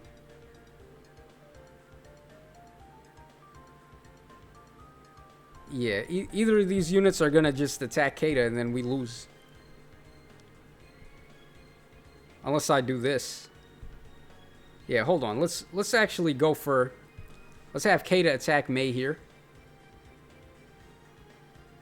And then I can just put Cordelia over there. Oh, she's really strong, this Katria, so... My plan may not even work, but... Yeah, I think we lost this one. Yeah, we're done. Yeah, they just spawn... The way they spawn on this one makes it tough. Alright, we're gonna have to try it again. Slap On says, I hate this map. Yeah, I hate it too. It's real annoying the way that they just bum rush you at the start there. Okay, so maybe let's try a different approach and let's try with some bait units this time, but honestly, I feel like the Gale Force thing is really helpful if we can get it to work. Oh, this one's got Quick Impulse. Okay, so we can actually use Gale Force right away. The homie Andre Shiro holding it down there with that Eliwood. That's about to put in some work. Okay, basically the same thing. I can't bait Python, but that's not a big deal. Alright, you know what? This time, I'm actually going to just go right in. We're going to run and gun. So, what I need to do here is... We're going to break a bunch of these walls, and I'm just going to have Surtur over there, so we can quickly get to this side of the map. And Surtur's going to be able to counterattack those guys, but it's not going to matter. Alright, so here we go. Python doing absolutely nothing to Surtur. And we get the cheap shot on him. And then Leon gets the attack on Tiki, but he's only doing 3 damage, so whatever.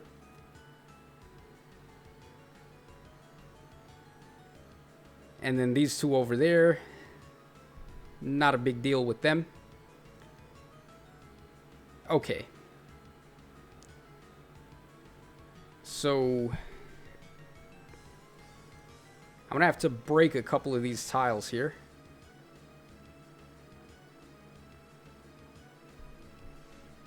Yeah, okay, oh man, I done goofed. We didn't get Quick Impulse because I didn't start the turn with him. Oh man. Alright, that's my bad. And then they've got all of these bow units. But we're just going to go ahead and we're going to attack this Valbar.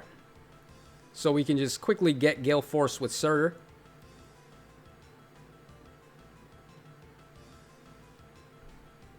And then for Leon, we can switch into Alm and get the attack there.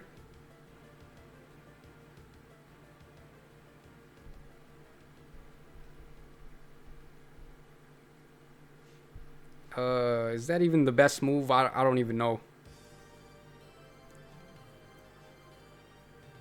Yeah, it might be better to just reposition out of the way for now.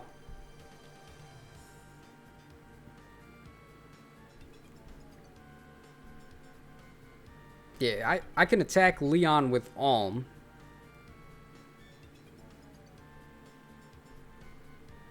Yeah, so let's move, or hold on. Nah, it doesn't matter. Kata can stay there. Alright, so we're going to go ahead and finish off this Leon here.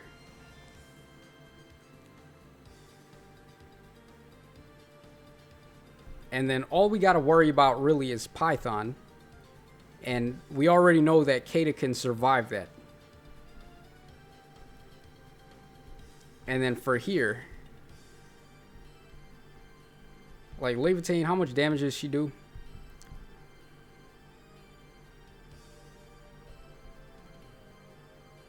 Alright, Levitain, she would be able to attack Kata too if I left, yeah, so we actually have to just leave Surtur right there. Unless I go in for an attack right now. Yeah, we could go for the attack and finish off Alm and then double back and switch into Surtur.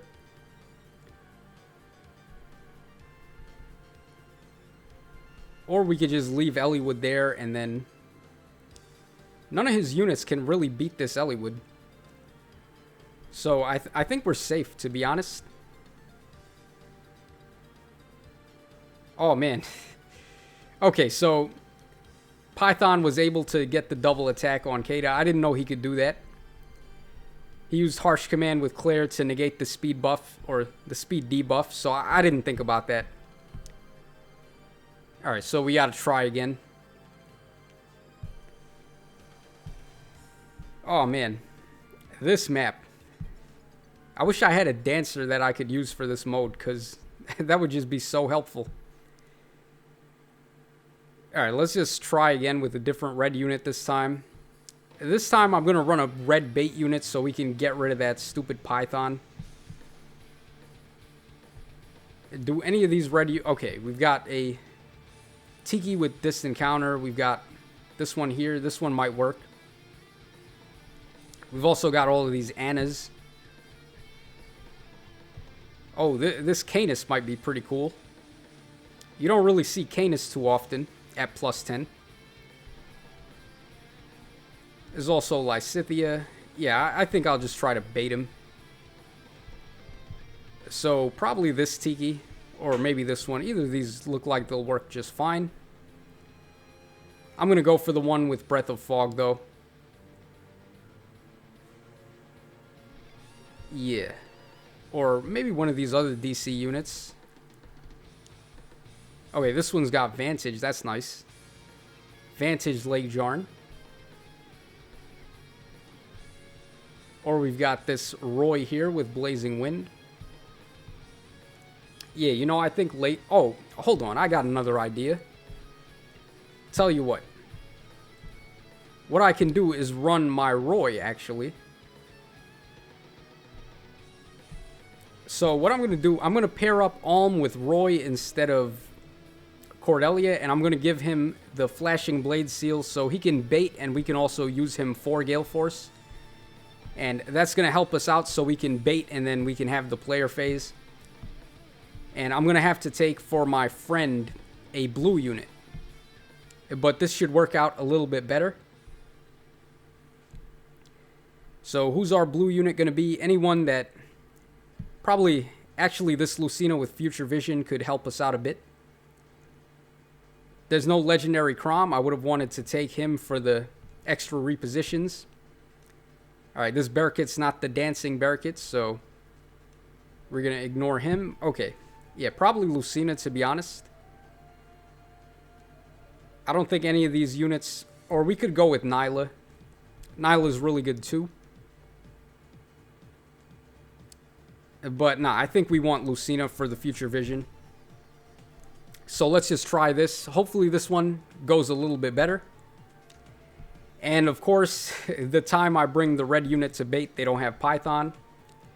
But we can get the bait on this Bowie. So we're totally going to go for that. Alright, let's just start off by breaking that. We can also break that wall. It's not like Forza can actually attack Roy. And we're going to just get Tiki over there. And for now, we should be okay. We're going to get the bait on Bowie. And we're also building into Gale Force in the process there.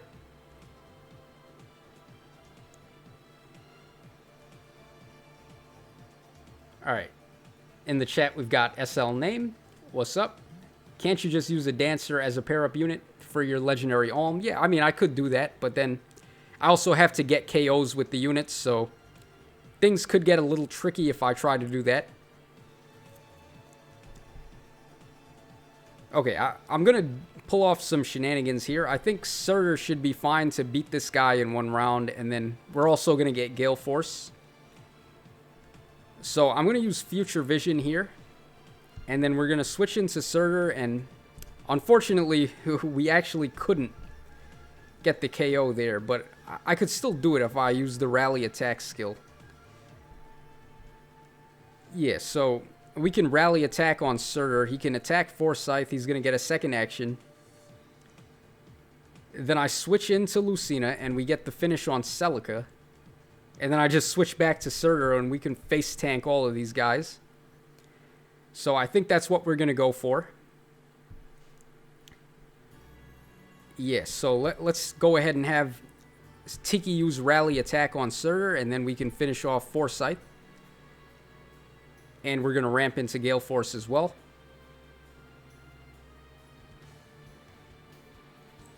And now let's switch into Lucena. And let's finish off that Celica.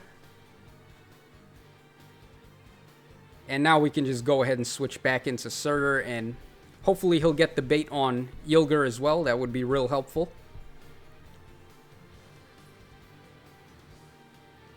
Oh man, Gray doing 25 damage times 2 to Surtur. Alright, we took a real beating there, but we should be okay. Alright, Faye doing 1 damage times 2. Oh man, Noontime, I was about to say, if she had like Moonbow or something, we would have been in trouble. And then Surtur gets the bait KO on Ylger.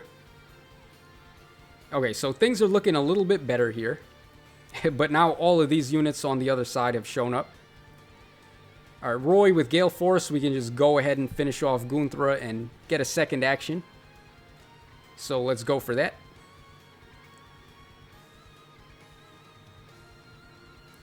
Okay, and I'm gonna also... Alright, so we need Surtur to finish off Berkut, but there's like no way I'm gonna be able to get him over here. And then Jenny can't really... Jenny's not really gonna be able to do anything, because I can just put a unit there and corner her. Okay, we could finish off this Alm with Lucena. I would just have to use Future Vision. Yeah, so... Hold on. Actually, is there a way for me to get Surtur over there to attack Berkut? There might just be, if I use some Future Vision shenanigans. So if I've got a unit there, and then she swaps places with them, then Surtur is going to be over there.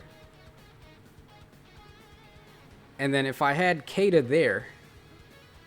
Yeah, so we have to get rid of this Alm then. Which should be doable. I mean, all I gotta do is pop him with Tiki. But if I mean, we could also get the perfect run too if I can find a way to deal with Alm right now. With this Lucena. And then these two, as long as we stay away from these two, we're fine.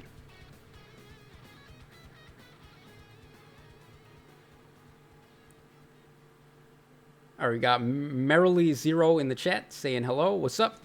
Glad you could make it to the stream, but we are on the tail end of the stream, so hopefully this is going to be the grand finale if we can win this Allegiance battle run.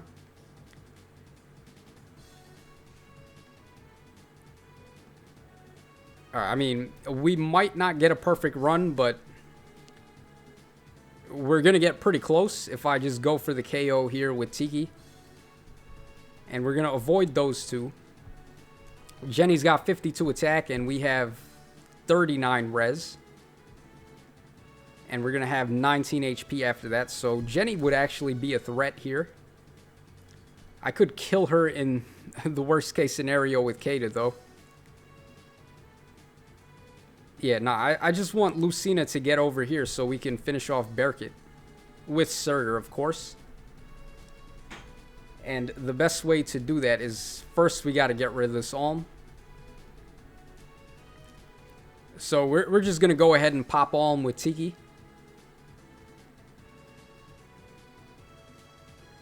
And we should be okay here.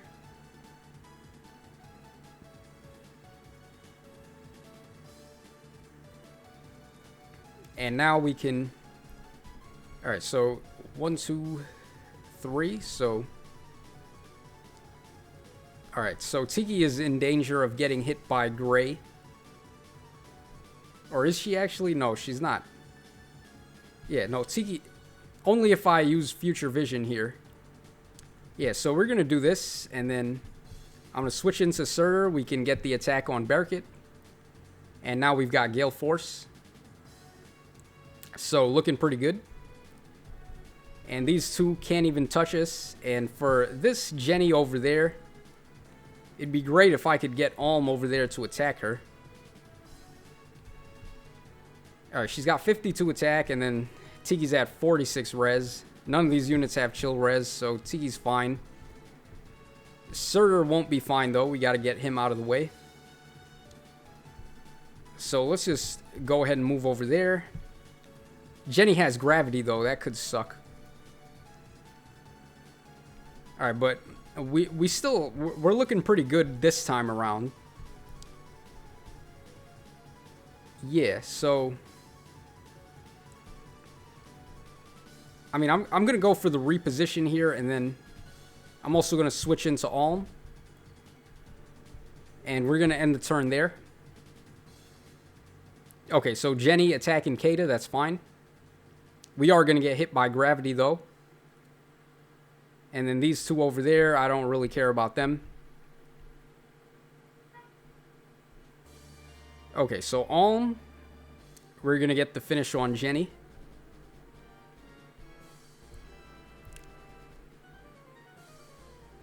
We can also do some shenanigans there with Future Vision, but we don't need to.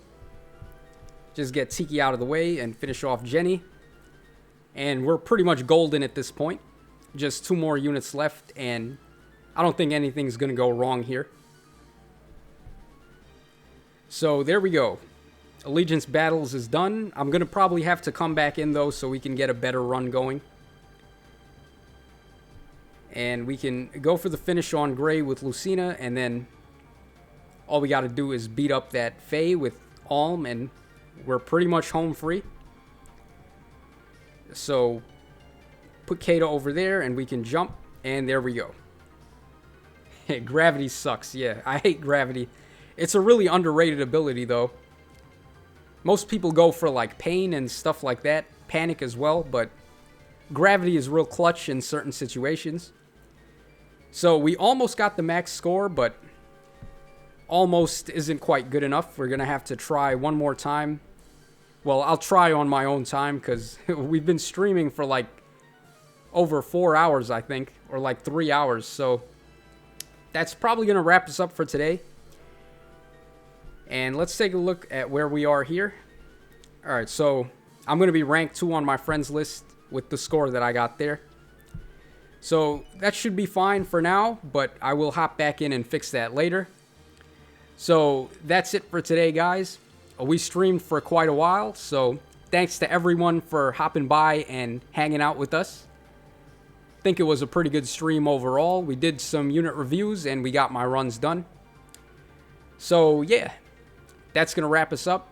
As always, this is your boy Tacho signing out. Thanks again for coming to the stream, guys, and we will be streaming every week on Wednesdays at roughly this time, like 7 p.m. to 8 p.m. is when we'll start, and then Eastern Central Time, of course, and then we'll end like around this time. So, yeah, that's about it. And thanks so much for coming out to the stream, and I've said that like 3 times now, so we're just going to wrap up there. So, yeah. Take care, guys, and I'll see you again real soon.